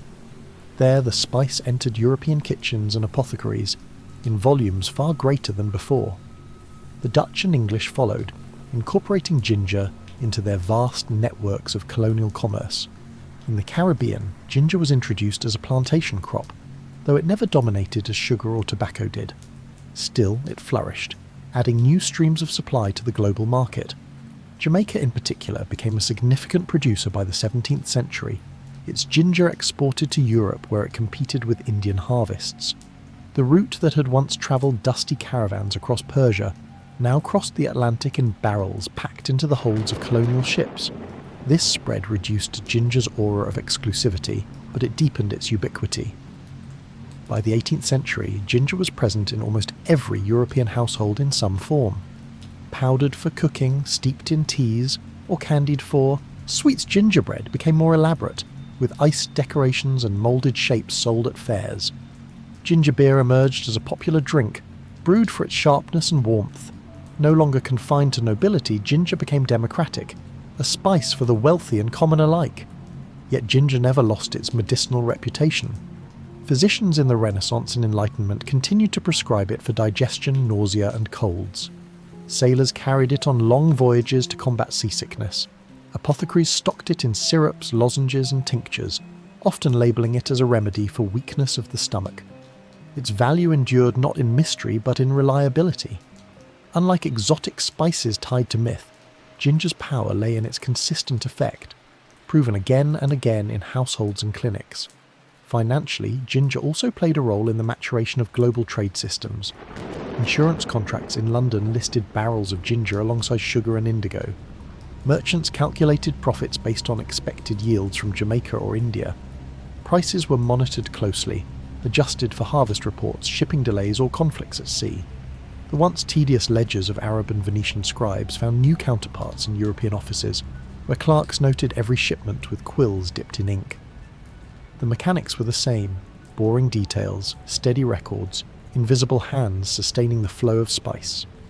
In culture, ginger retained its dual life as both ordinary and festive. In Asia, it remained part of daily cuisine, ground into curries, brewed into teas, mixed into remedies. In Europe, it became associated with celebrations, its presence in gingerbread and holiday drinks marking seasonal joy. The warmth of ginger, both literal and symbolic, made it the spice of gatherings, a thread connecting medicine, feast, and ritual. But ginger's global spread also altered its meaning. In India, it had always been abundant, woven into Ayurvedic medicine and everyday meals. In Persia, it had been part of caravans, one spice among many. In Europe, it transformed into both a delicacy and a commonplace staple. In the Caribbean, it became tied to the colonial plantation economy, its cultivation bound to labour systems that echoed the larger structures of empire. The root beneath the soil carried with it not only warmth, but also the weight of exploitation and global commerce. Still, ginger's resilience lies in its ordinariness. Unlike cloves or saffron, which remained rare, ginger adapted. It grew in many climates, endured long journeys, and integrated into countless cuisines. Its very lack of fragility made it essential. It did not need myths to sustain its value, nor monopolies to secure its place. It thrived because it was steady, adaptable, and reliable. Even today, ginger remains part of daily life across the globe. From Indian chai to British ginger biscuits, from Caribbean ginger beer to Japanese pickled ginger, the root endures. Its journey from India's soil to the world's kitchens and apothecaries is a reminder that history is not always shaped by the rare and the spectacular. Sometimes it is shaped by the steady, the constant, the root that simply kept moving across dusty caravans and stormy seas. So consider this. Was ginger's power in its pungent taste, its soothing medicine, or in the invisible systems of trade and labour that carried it steadily forward? Perhaps its greatest legacy lies in showing that history's most enduring influences are often those hidden beneath the soil, pulled quietly from the earth and sent outward into the world.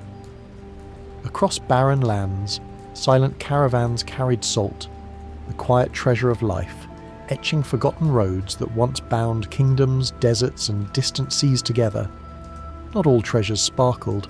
Some crumbled between fingers, some dissolved into water, some were so common in appearance that their true weight in history is often overlooked. Salt, ordinary, white, crystalline, was one such treasure. Before refrigeration, before modern preservation, salt was survival itself. Without it, food spoiled, bodies weakened, livestock failed. And so, across centuries and continents, entire roads were built not for gold or gems, but for salt. These were the forgotten salt roads, where caravans moved slowly, silently, bearing the dull but indispensable cargo of life. In the deserts of North Africa, salt was cut from the earth in slabs. At Tagaza, in the Sahara, miners dug into salty soil, hacking at blocks under the blazing sun. The air burned dry, the ground shimmered, and every breath carried dust. Workers toiled barefoot, their skin cracked from brine, their lives short from the labour. Yet their harvest, rectangular slabs of grey-white salt, was loaded onto camels and carried northward. Each slab weighed as much as a man could bear, and yet they were stacked high on beasts of burden, forming caravans that stretched for miles. These caravans moved slowly across the Sahara. Hundreds of camels, each laden with slabs, walked in silent procession. The desert was unforgiving. Winds buried paths in sand, heat exhausted men and animals alike, and water was scarce. Guides led the way by stars at night and landmarks by day, knowing that a single miscalculation meant disaster. Yet despite the risk, the caravans endured, for salt was worth the effort. In markets of Timbuktu or Marrakesh, a single slab could be traded for gold, grain, or cloth. Elsewhere, in the Alps of Europe, salt came not in slabs but in brine. Springs and mines in places like Hallstatt and Salzburg yielded salt that was boiled, crystallized, and packed into barrels. Villages thrived on this industry. Wooden pipes carried brine down mountainsides to evaporation houses where fires boiled away water, leaving crystals behind. It was dull, repetitive work, feeding fires, stirring vats, scraping crystals.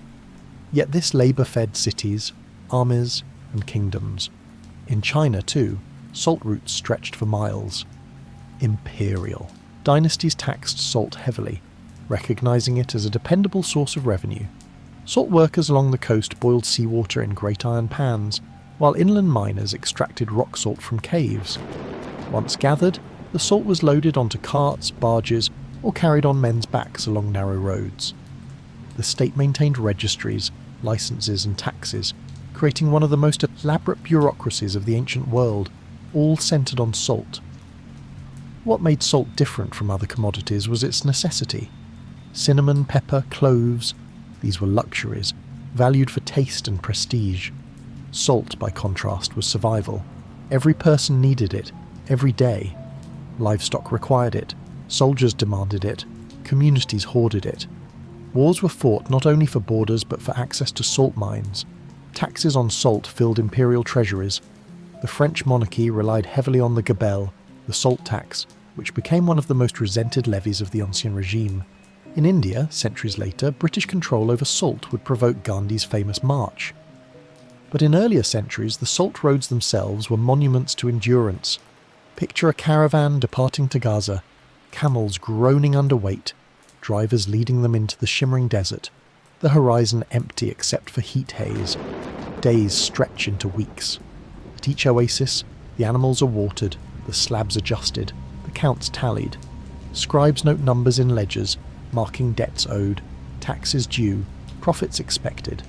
At night, the desert cools, stars blaze overhead, and the caravan moves again, the sound of hooves soft in the sand. When the salt arrived in markets, it was treated with reverence.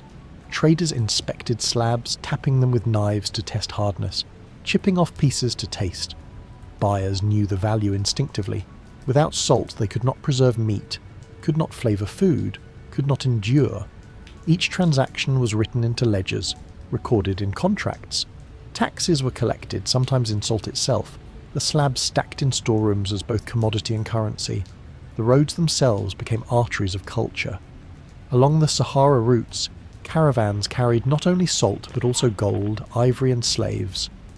Along alpine routes, salt towns grew wealthy. their churches and halls funded by brine. Along Chinese routes, villages sprouted at checkpoints where salt was taxed, entire communities dependent on the trade. These were not glamorous places, but they were lifelines, their economies built on the slow, steady march of salt. And yet salt carried a paradox. It was abundant in nature. Oceans brimmed with it, rocks hid it, springs released it. But abundance meant nothing without access. To harvest, transport and distribute salt required labour, infrastructure and protection. Without caravans, without brine boilers, without roads and guards, salt was useless.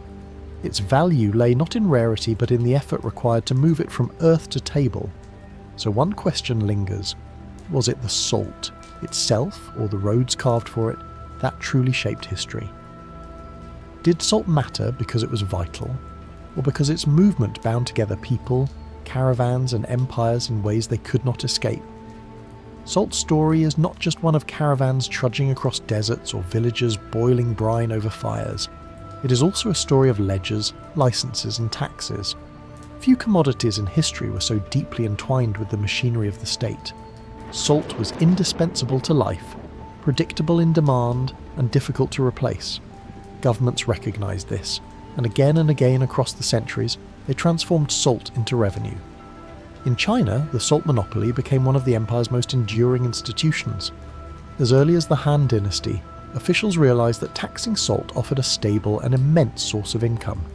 Unlike land taxes, which fluctuated with harvests, or trade duties, which rose and fell with wars and roots, salt was constant. People could live without cinnamon or saffron, but they could not live without salt. Chinese administrators organised production carefully. Along the coast, salt was harvested by evaporating seawater in iron pans. Inland, miners hacked salt from caves or drew brine from wells. Each region was registered, each producer licensed, each shipment recorded. Government agents inspected shipments, ensuring proper payment. Corruption was common, smuggling and evasion were constant threats, but the bureaucracy endured. In some dynasties, revenues from salt accounted for half of state income. Dynasties rose and fell, yet the salt monopoly persisted, its dull regularity holding the empire together. Europe had its own versions. In Venice, salt fueled both kitchens and coffers. The Venetian Republic, built on maritime trade, relied heavily on controlling salt supplies from the Adriatic. Ships carried salt harvested from evaporation pans along the Dalmatian coast into Venetian warehouses, where it was taxed and redistributed. Venetian officials regulated its sale with meticulous care. By monopolising salt, Venice ensured both profit and influence over neighbouring regions that depended on steady access. France took the practice to extremes. The gabelle, the salt tax, was among the most hated levies of the Ancien regime. Instituted in the 14th century and expanded over the centuries, it forced French subjects not only to pay high prices for salt, but also to buy fixed amounts, regardless of need. Families who needed little salt still had to purchase the required quota. Inspectors patrolled markets, searching for smugglers who tried to sell untaxed salt. Those caught faced imprisonment, fines, or even forced labour. The resentment this system bred was immense. Smuggling became a way of life in some regions. Entire communities cooperated in hiding contraband salt, and ballads celebrated the daring of faux sauniers, illegal salt sellers who defied the state. In court records, officials recorded endless cases of confiscated, sacks, unpaid fines, and punishments. It was not glamorous rebellion, but it revealed deep tension between necessity and control. When the French Revolution erupted in 1789, anger against the gabelle was among the grievances. In the Cahiers de Doléances, the lists of complaints drawn up by communities, many included demands for its abolition. The revolution swept it away, though later governments revived salt taxes in different forms. The memory of state intrusion into so basic a necessity lingered long after. Salt taxation shaped more than anger, it shaped infrastructure. To enforce monopolies, states built roads, stations and storage depots. In China, entire networks of officials and guards existed solely to regulate salt. In Venice, warehouses rose along canals guarded by soldiers. In France, patrols scoured countryside lanes for smugglers. The monotony of these systems, the endless counting, sealing, transporting, was their strength. Without them, salt would slip into black markets, and treasuries would falter. But salt monopolies also shaped communities. In China, salt-producing families lived under strict regulation, their labour tied to state quotas. In France, peasants resented compulsory purchases that strained meagre incomes. In Venice, salt workers laboured in pans under the sun, their sweat feeding the Republic's grandeur. These lives, often forgotten, were the foundation of empires. Consider the detail of a French household in the 17th century. Each year, a family was required to buy salt from the royal storehouse. They walked miles to collect their quota, paying high prices for a product they already knew was abundant in nature. Back home, they stored it carefully, for inspectors could visit to ensure no contraband salt was hidden. Their kitchen, their meals, their very survival was entangled with state policy. For them, salt was not just seasoning, it was obligation. The paradox remained striking. Salt was everywhere, in oceans, lakes and rocks, yet access was controlled by states. It was not scarcity that gave it power, but regulation. Governments turned abundance into monopoly, necessity into taxation. The spice roads carried luxuries, the salt roads carried survival, and survival could be taxed. And so one question lingers. Did salt truly shape empires because it was vital, or because rulers recognized in it the perfect tool of control, a necessity so basic it could never be refused? Salt's story did not end with the medieval caravans or the ledgers of bureaucrats. It endured into the modern age, reshaping itself as empires rose and fell. What makes salt unique in history is not its rarity, but its constancy. Empires could abandon spices like cloves or saffron if fashion or taste shifted, but they could never abandon salt. Its necessity endured, and in that endurance, salt became both symbol and weapon. In Europe, salt remained tied to unrest. Even after the French Revolution abolished the hated gabelle, later, governments reintroduced variations of the tax, unable to resist the steady income it provided. Each attempt rekindled old resentments. Smugglers continued their work, and communities resisted enforcement. The very act of buying salt, so ordinary, reminded people of the state's reach into their most basic needs. The memory of coercion lingered in song, story, and rebellion. In China, the salt monopoly survived dynasties and invasions. The Ming and Qing dynasties relied heavily on salt revenues to fund armies and administration. Corruption plagued the system, but its stability was unmatched. Even foreign powers, upon seizing territories, maintained the salt monopoly, recognizing its utility. Salt taxation in China continued well into the 20th century, long after most other states had abandoned similar systems. Elsewhere, salt roads remained lifelines. In the Sahara, caravans continued to carry slabs of salt across shifting sands into the 19th century. The sight changed little from centuries earlier. Camels laden with rectangular blocks, drivers in long robes, silence broken only by wind and hooves. In the Alps, salt mining towns persisted, their brine works feeding regional economies. In each case, salt remained both humble and essential, moving in steady rhythms while the world around it transformed. Salt's symbolic weight reached its peak in the modern age with Gandhi's Salt March of 1930. Under British colonial rule, India's salt production and distribution were tightly controlled, taxed heavily, and reserved for state profit. Ordinary Indians, many of whom lived near salt-rich coasts, were forbidden to freely collect or sell it. Gandhi chose salt deliberately as the focus of protest. It was not exotic, not luxurious, but universal. Every person needed it. Every person understood it. His 240-mile march to the sea, where he lifted a handful of salt and defied the law, resonated with millions. The act was simple, almost mundane, yet it struck at the heart of empire. Salt once again revealed its hidden power, not in rarity but in necessity. Industrialization further changed salt's role. With refrigeration, its use as a food preservative declined, yet its importance only grew in other forms.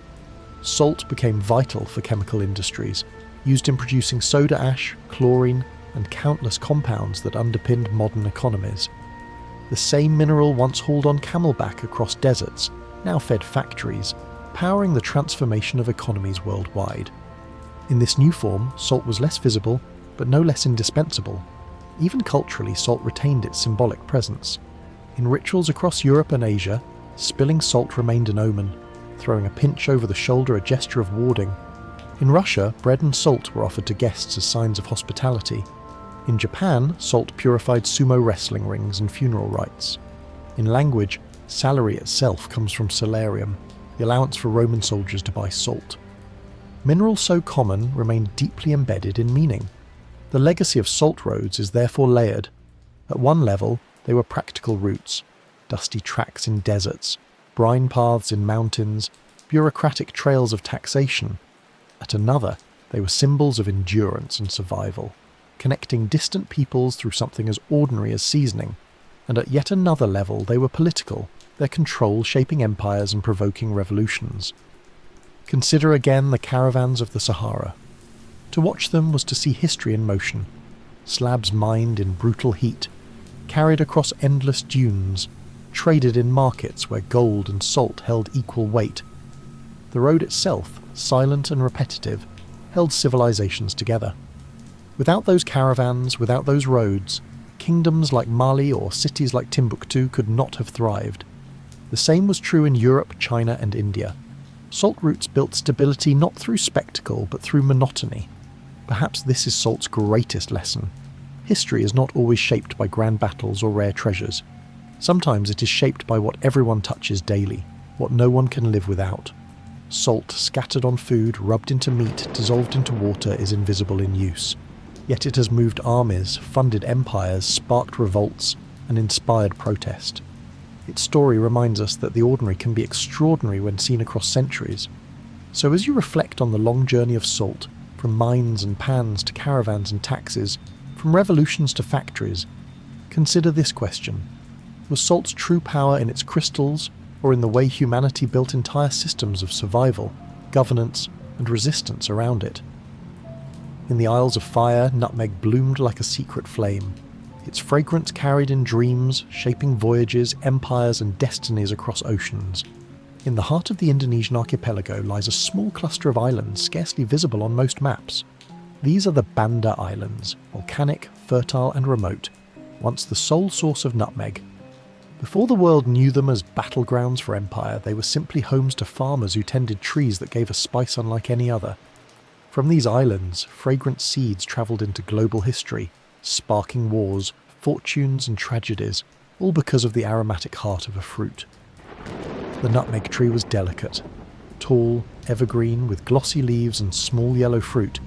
It required the rich volcanic soil and steady rains of the Bandas. The fruit resembled an apricot, and when it ripened it split open to reveal the prize within, a brown seed wrapped in a bright red lacy covering. The seed itself was nutmeg, the covering was mace. Both were spices of high value, but nutmeg's warm, pungent aroma set it apart. Harvesting was laborious but rhythmic. Farmers climbed trees or used long poles to pluck ripened fruit.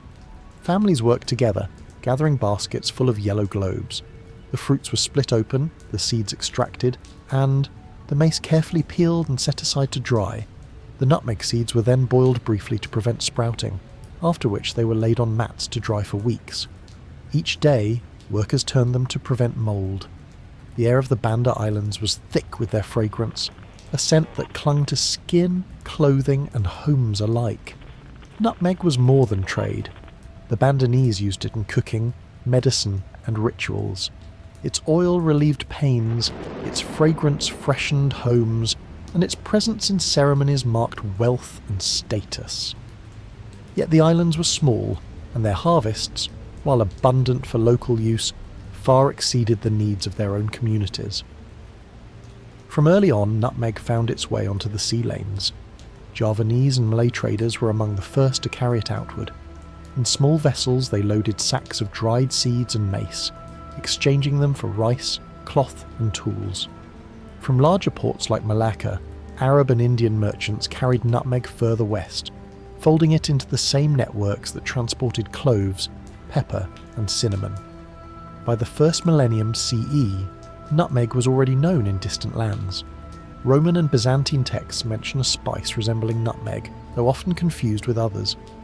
In India and the Middle East it appeared in medicine and cookery, valued for its warming properties and ability to preserve foods. For centuries, however, the true source of nutmeg remained hidden from most of the world. Traders were careful to guard the location of the Banda Islands, describing them vaguely as part of the Isles of Fire, a term that referred to the volcanic nature of the region. The secrecy was deliberate. As long as buyers in the Mediterranean did not know the origin, middlemen could command high prices. The journey of nutmeg from the Banda Islands to Europe was long and fragmented. A Bandanese farmer harvested and dried the seeds. A Javanese trader carried them to Malacca. An Arab merchant transported them across the Indian Ocean to Aden or Hormuz. From there, caravans moved them north to Cairo or west to Constantinople, where Venetian merchants purchased them for transport into Europe. At each stage, the price rose. By the time nutmeg reached a market stall in Venice, it was worth many times its weight in silver. To Europeans of the medieval period, nutmeg was wonder. It was praised for flavouring meats, preserving wine, and curing ailments from indigestion to plague. Apothecaries sold it in powders and tinctures. Cooks grated it into sauces and pastries. Its fragrance was thought to cleanse the air, driving away disease. A small pinch of nutmeg could elevate a dish, a household, even a status. Yet the Bandanese themselves saw little of this wealth. Their communities remained modest, sustained by fishing, farming and trade. Nutmeg was central to their lives, but not overwhelming. They knew their trees, their soils, their harvests. They bartered with visiting traders, gaining rice, cloth and metal goods in exchange. The wider, fortunes made from their spice were invisible, unfolding in markets thousands of miles away. The paradox of nutmeg was thus set. A fragile tree, confined to tiny islands, produced seeds that travelled oceans, enriched empires, and yet left their growers in relative obscurity. The Banda Islands were small, but their spice was immense, and as word of nutmeg's value spread further, the secrecy that shielded the Bandas would not last. So one question lingers. What happens when a small island, known only to its own farmers, becomes the focus of global desire? By the late 15th century, nutmeg's secret could no longer remain hidden. The voyages of Portuguese sailors had opened direct sea routes to India and beyond, and with them came the pursuit of spices at their source. In 1512, the Portuguese reached the Banda Islands. For the first time in recorded history, Europeans stood among the nutmeg groves themselves, breathing the sharp fragrance that had once travelled to them only through intermediaries. At first, the Bandanese welcomed trade. The Portuguese brought textiles, metal weapons and goods from India in exchange for nutmeg and mace. But the relationship was fraught. The Portuguese sought not partnership but dominance. They built forts, imposed treaties, and attempted to direct the flow of nutmeg into their own hands. Resistance from the islanders was fierce. Skirmishes broke out, alliances shifted, and for decades the Portuguese presence in the Bandas remained tenuous. The Dutch arrived in the early 17th century, and with them came a more systematic attempt to control nutmeg. Backed by the Dutch East India Company, VOC, their strategy was not mere trade but monopoly. The VOC sought to cut out all rivals and ensure that every sack of nutmeg passed through their hands. To achieve this, they enforced contracts upon Bandanese chiefs, demanding exclusive rights to the spice in exchange for protection and trade. The Bandanese resisted. Proud and independent, they had long balanced visiting traders against each other, maintaining autonomy while exchanging nutmeg for needed goods. The Dutch system offered no such balance. When treaties failed, the VOC resorted to violence. In 1621, Governor-General Jan-Pieter Soen-Cohen led a brutal campaign against the Bandanese. Thousands were killed, villages destroyed, survivors enslaved or forced into exile. The small population of the Banda Islands, once thriving on trade, was devastated. The VOC repopulated the islands with enslaved labourers and foreign settlers, establishing plantations to secure steady nutmeg harvests. These percaneers, Dutch planters, granted estates, managed groves worked by enslaved people brought from other regions. The system was harsh but effective. Nutmeg was now firmly in Dutch hands. The spice that once left the islands in small sacks aboard Malay and Javanese ships now departed in tightly regulated shipments, guarded by VOC fleets. The English too sought a foothold. Their east, India Company contested Dutch claims, leading to clashes and treaties. The rivalry culminated in one of history's strangest exchanges. In 1667, under the Treaty of Breda, the Dutch traded their claim to the island of Manhattan for English recognition of their control over the Banda Islands. New Amsterdam became New York, while the Dutch secured their nutmeg monopoly in the Bandas. The fate of a great modern city was thus tied, indirectly, to the fate of a small cluster of volcanic islands half a world away. For Europe, the nutmeg monopoly meant staggering profits. Nutmeg was priced at many times its cost of production, and with supply tightly controlled, demand remained high. Apothecaries touted it as cure for plague, digestion, and countless ailments. Cooks grated it into sauces, pastries, and drinks. A pinch of nutmeg could transform a dish, a mark of refinement on noble tables. Yet the monopoly required constant vigilance. The Voci enforced strict policies to prevent nutmeg seeds from leaving the islands. Anyone caught smuggling seedlings faced severe punishment. Ships were searched, cargo inspected, and plantations monitored. Still, the spice eventually escaped.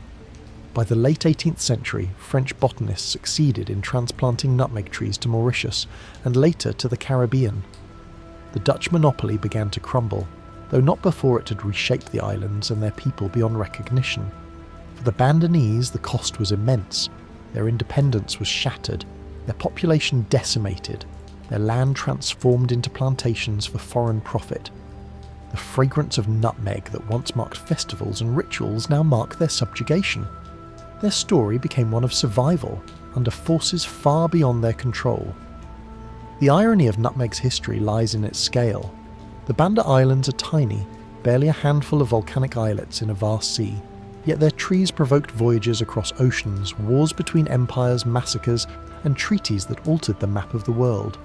A spice no larger than a seed had reshaped global power. But here a question lingers. Was it the nutmeg itself that carried such weight, or the human hunger for monopoly and profit that turned a fragrant seed into the spark of empire? By the 18th century, the Dutch stranglehold over the Banda Islands was both a triumph and a burden. They had secured control through violence and treaties, built plantations managed by percaneers, and shipped nutmeg under strict regulation. Yet no monopoly can remain perfect forever. Seeds are small, hardy, and mobile, and human ambition is difficult to police. The very spice that had brought the Dutch such immense wealth would eventually slip from their grasp. Smuggling was the first crack. Sailors, traders, and even officials occasionally managed to carry nutmeg seeds or seedlings beyond the VOC's tight control. The seeds, once planted in foreign soil, revealed nutmeg's secret. While the Banda Islands were uniquely fertile, nutmeg trees could grow elsewhere in the tropics.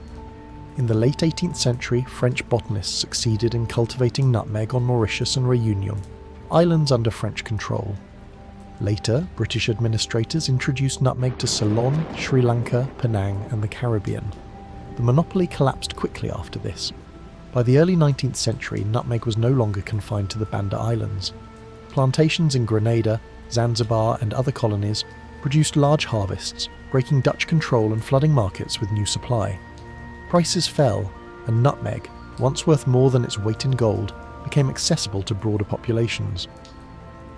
The great empires had fought wars and signed treaties for a spice that, once transplanted, spread widely and lost its exclusivity. Yet nutmeg's story did not end in economic decline. Its cultural and culinary legacy endured. In Europe, nutmeg remained a fixture in kitchens, grated into sauces, soups, and desserts. Its warmth flavoured mulled wines in winter, custards at feasts, and puddings at taverns. In the Middle East, it blended into spice mixes. In India, it joined curries and sweets.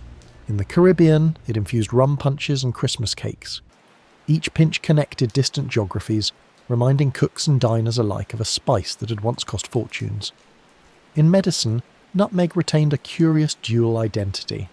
For centuries it had been praised as a cure for ailments ranging from indigestion to plague. Apothecaries sold it as powder, oil, and tincture, claiming effects on the stomach, nerves, and even mood. Some of these uses were fanciful, others grounded in nutmeg's genuine properties as a stimulant and digestive aid. In large doses, nutmeg can even be hallucinogenic, a fact known but rarely exploited in historical contexts. Its mystique as both cure and danger added to its aura. For the Banda Islands themselves, the legacy was more complicated. the islands never recovered their independence or former population. The massacres and forced plantations of the 17th century left deep scars. Even as nutmeg spread worldwide, the Bandanese remained tied to its history, remembered less for their own traditions than for the empire that had consumed them. The fragrance of nutmeg still fills the air of the islands, but it carries with it the memory of loss as much as of abundance. Globally, nutmeg's journey reshaped the very nature of trade. The pursuit of its monopoly by the Dutch East India Company was one of the earliest examples of corporate imperialism. A private company, backed by state power, waging war, seizing land, and enforcing monopoly. The systems of contracts, inspections, and records built around nutmeg trade foreshadowed modern corporate and colonial structures. What began as a seed in a fruit on a small island became a mechanism for empire. Nutmeg also left its mark on the map of the world. The Treaty of Breda in 1667, trading Manhattan for Banda, symbolises how small islands and their spices could outweigh continents in imperial calculation. The bustling metropolis of New York owes part of its history to a spice tree half a world away. In this sense, nutmeg's influence stretched beyond cuisine or medicine into geopolitics and identity. By the 20th century, nutmeg was commonplace. No longer worth fortunes, it was sold in glass jars in grocery stores, grated into everyday dishes. Its history of blood and empire faded into the background. Yet, the legacy remains. A reminder that global desires can transform small, fragile things into the engines of conquest and conflict. The Banda Islands, though small, had once been the fulcrum of world trade, and so Nutmeg's story closes with a paradox. A tiny seed, born of volcanic soil, reshaped empires, fueled violence, inspired treaties, and flavoured feasts. Its fragrance is warm, comforting, and ordinary today, but behind it lingers centuries of struggle and ambition. So one final question remains. When you grate nutmeg into a dish today, do you taste only its flavour, or do you taste the faint trace of history, of islands once fought over, of lives shaped and broken by a seed no larger than a fingernail? Along the endless Silk Road, quiet porters carried spices through deserts and mountains, silent footsteps weaving trade, memory and destiny between distant worlds. When we imagine the Silk Road, we often picture camel caravans stretching across deserts, merchants haggling in bustling bazaars, or spices heaped in glittering stalls.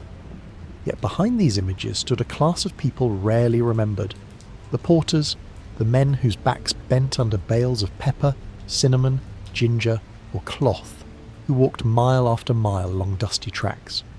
Their lives were neither glamorous nor celebrated, but without them, the great arteries of trade could not have flowed. A porter's day began early, long before the merchants stirred. At dawn, in caravanserais or roadside villages, men rose to the sound of animals being harnessed and traders shouting instructions. They gathered in small groups, wrapping cloths around their shoulders, tying ropes for balance, and preparing for another day of labour. Their tools were simple: straps to secure loads, padded cloths to protect their backs, and walking sticks for balance. Loads varied. A sack of dried ginger could weigh 20 to 30 kilograms.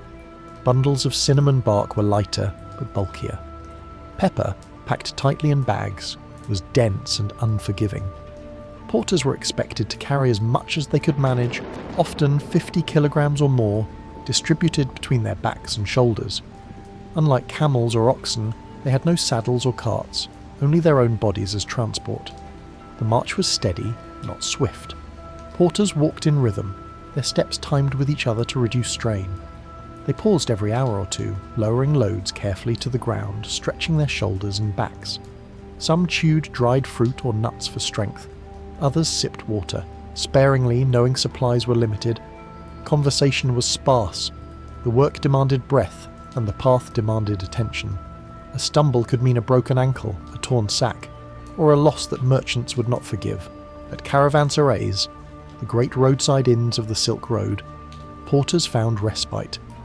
These fortified complexes offered water, food, and shelter for caravans. For porters, they were more than resting places. They were moments of relief.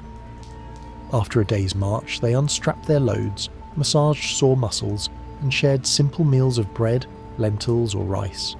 Some earned a little extra by helping unload camels, stack goods, or guard stores at night. Sleep came on mats in crowded halls, the air heavy with the scent of sweat, spices, and beasts. Wages were meagre. A porter was paid by the load or by the distance, often earning just enough to sustain himself and his family. In many cases, porters were villagers from poor backgrounds supplementing farming income with seasonal labour. Some became permanent caravan workers, travelling for months or years at a time. They carried not only spices but also textiles, metals and sometimes grain. Anything merchants needed moved. Their work was steady but invisible, the backbone of commerce without recognition. The dangers were constant. Bandits targeted caravans, and porters had little defence but to stay within the group. Weather posed another hazard: blistering heat in deserts, freezing winds in mountains, sudden rains turning paths into mud. Illness or injury could be devastating. A porter who fell sick might be left behind, unable to keep pace. There were no records for these losses, no monuments for those who collapsed along the way, yet porters formed communities of their own. On the road, they shared songs to keep rhythm, stories to pass time, and quiet jokes to ease fatigue. In caravanserais, they built networks, recognizing familiar faces from previous journeys. Experienced porters taught novices how to balance loads, where to step on steep passes, how to wrap feet to avoid blisters. Theirs was a knowledge not written in books but in muscle and memory. For merchants and rulers, porters were easily overlooked. Records mention quantities of goods, weights of spices, tariffs collected, but rarely the names or lives of those who bore the loads. And yet every tally of cinnamon or pepper owed itself to their shoulders. Without them, caravans could not cross mountain passes too narrow for carts, nor reach towns inaccessible to camels. The porters bridged the gaps, literally carrying trade over the last mile. Imagine the scene: a group of porters leaving a caravanserai at dawn, their shadows long on the ground. Each man balances a sack of spice on his back, secured by ropes. Their feet stir dust as they climb a ridge. Behind them, the caravan follows with camels and wagons. Ahead, the road winds into hills where animals cannot tread. It is the porters who will take the goods forward, step by step, until the road widens again. Their contribution was never glamorous, but it was essential. For every grand bazaar in Samarkand or Kashgar, for every Venetian ship laden with pepper, there had been porters who bore the weight unseen. The spice trade depended not only on merchants and rulers, but also on the ordinary endurance of men who walked with heavy backs and light pay. And so one question lingers. When we tell the story of the Silk Road, do we remember only the merchants and cities, or do we pause to think of the porters, whose footsteps carried the trade itself across the earth? The economy of the Silk Road was built not only on the exchange of goods, but also on the exchange of labour. For every bale of silk, sack of pepper, or bundle of cinnamon, there were men who carried it. The porters of the Silk Road lived within an economy of weight and distance, measured not in coins alone, but in steps, blisters, and endurance. Hiring a porter was a practical affair. Merchants negotiated with groups of labourers at caravanserais or in villages along the route.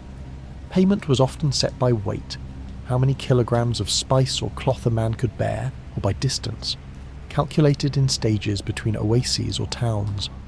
Sometimes the arrangement was short-term. A porter might be hired to carry loads over a mountain pass where animals could not go. At other times, men contracted for entire journeys, committing months of labour. Wages were modest.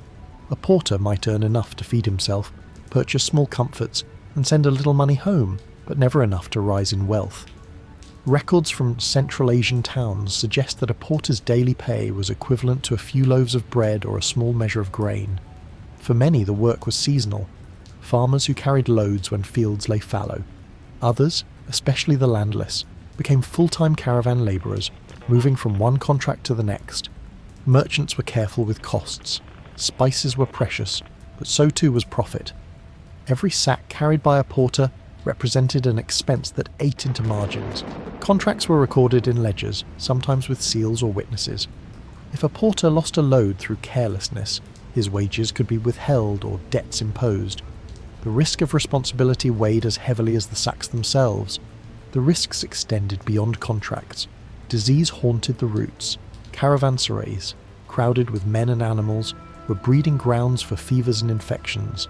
A cough could spread rapidly, a cut could turn septic, a fever could linger for weeks. Porters who fell sick were often abandoned, unable to keep pace. Few records tell their stories, yet their absence was the silent shadow of every caravan.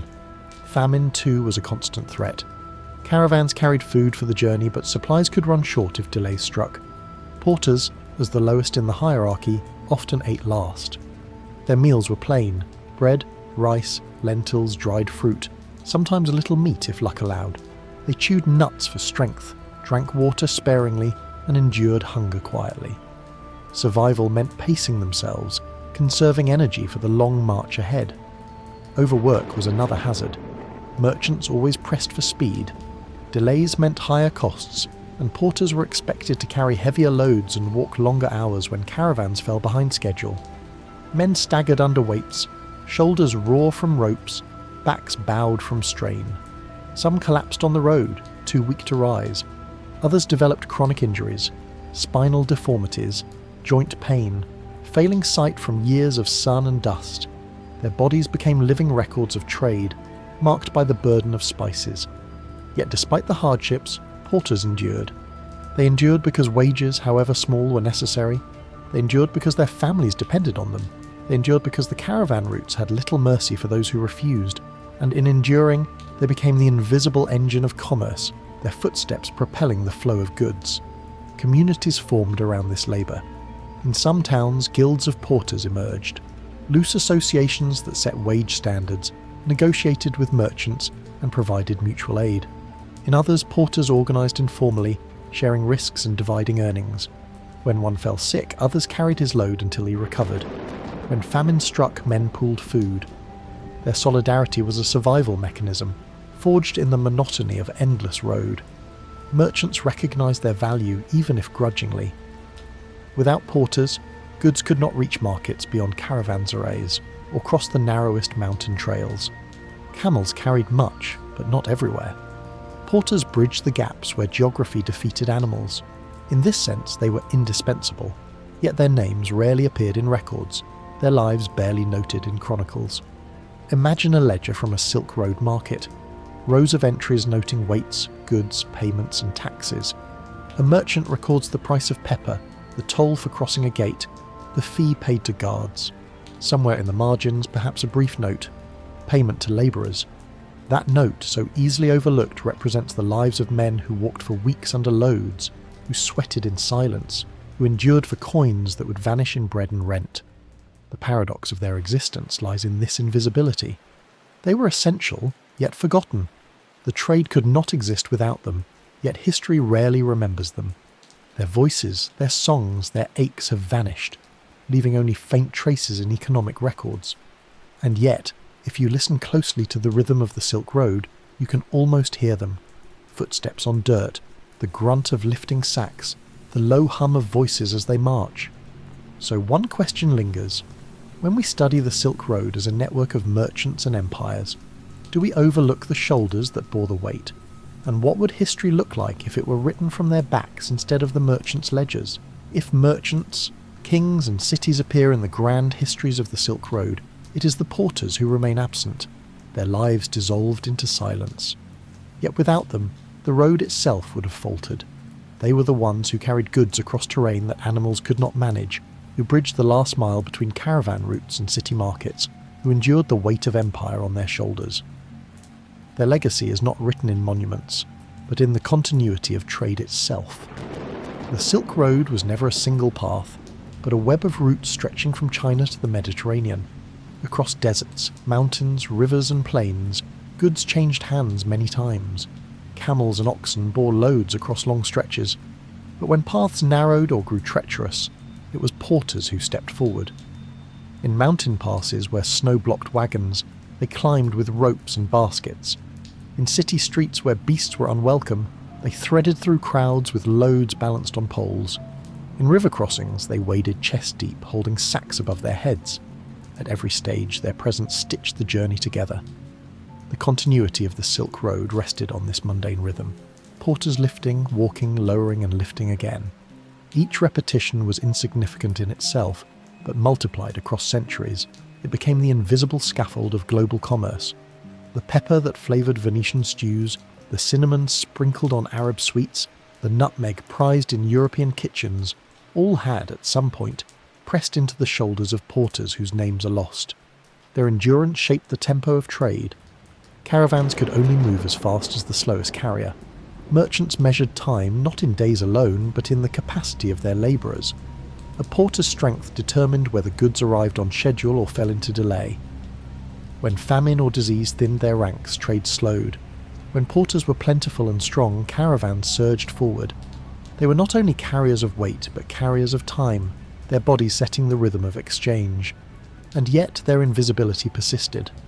Chronicles praised rulers who secured roads, merchants who grew wealthy, or scholars who exchanged ideas along the routes. Few paused to note the labourers trudging in the background. Their contribution was assumed, expected, and therefore unrecorded. History in this sense mirrors the economy. It tallies profits and losses, not the sore backs that bore them. The silence of porters on the Silk Road echoes in today's supply chains. Goods now move in containers, stacked high on ships, loaded by cranes, tracked by digital systems. Yet behind the technology, labour endures. Dock workers unload crates, truck drivers haul goods across highways, warehouse staff lift and pack boxes. Their work, like that of the porters, is essential yet often unseen. The rhythm of lifting, carrying and delivering continues, only now across asphalt and steel instead of dust and stone. Consider a modern parallel. A package ordered online travels across continents through ports, warehouses and trucks before reaching a doorstep. Each stage depends on unseen labour, hands that lifted, eyes that checked, backs that bent. The consumer rarely considers this chain, just as the noble who sprinkled nutmeg on his meal rarely thought of the porters who carried it. The invisibility of labour persists, a quiet continuity between ancient caravans and modern logistics. The legacy of porters also lives in memory, faint though it is. Folk songs in Central Asia speak of weary travellers, of burdens borne across mountains. Archaeological remains of caravanserais show wide courtyards, not only for animals but for men to rest. In some towns, traditions of porter guilds survived into the modern era, their collective strength remembered even as trade routes shifted. These fragments remind us that, though uncelebrated, the porter's presence was acknowledged in their own time. Yet the greatest legacy lies not in fragments, but in perspective. To view the Silk Road through the eyes of porters is to see history differently, not as the story of rulers and empires, but as the accumulation of human endurance. It is to understand that commerce rests not only on contracts and coins, but on muscles and steps. It is to realise that the flow of spices across continents was not a magical current, but the result of ordinary men lifting sacks day after day until continents were bridged. The porters remind us that history's foundation is often boring, repetitive, and unseen. Their lives were measured in steps and weights, in simple meals and aching shoulders. Yet it was precisely this ordinariness that sustained extraordinary systems. Without them, the Silk Road would have been an idea without a body, a dream without legs to walk it. So one final question remains. When we remember the Silk Road, do we honour only the cities and merchants? Or do we also honour the porters, whose silent labour was the true road itself, carried mile by mile across the earth?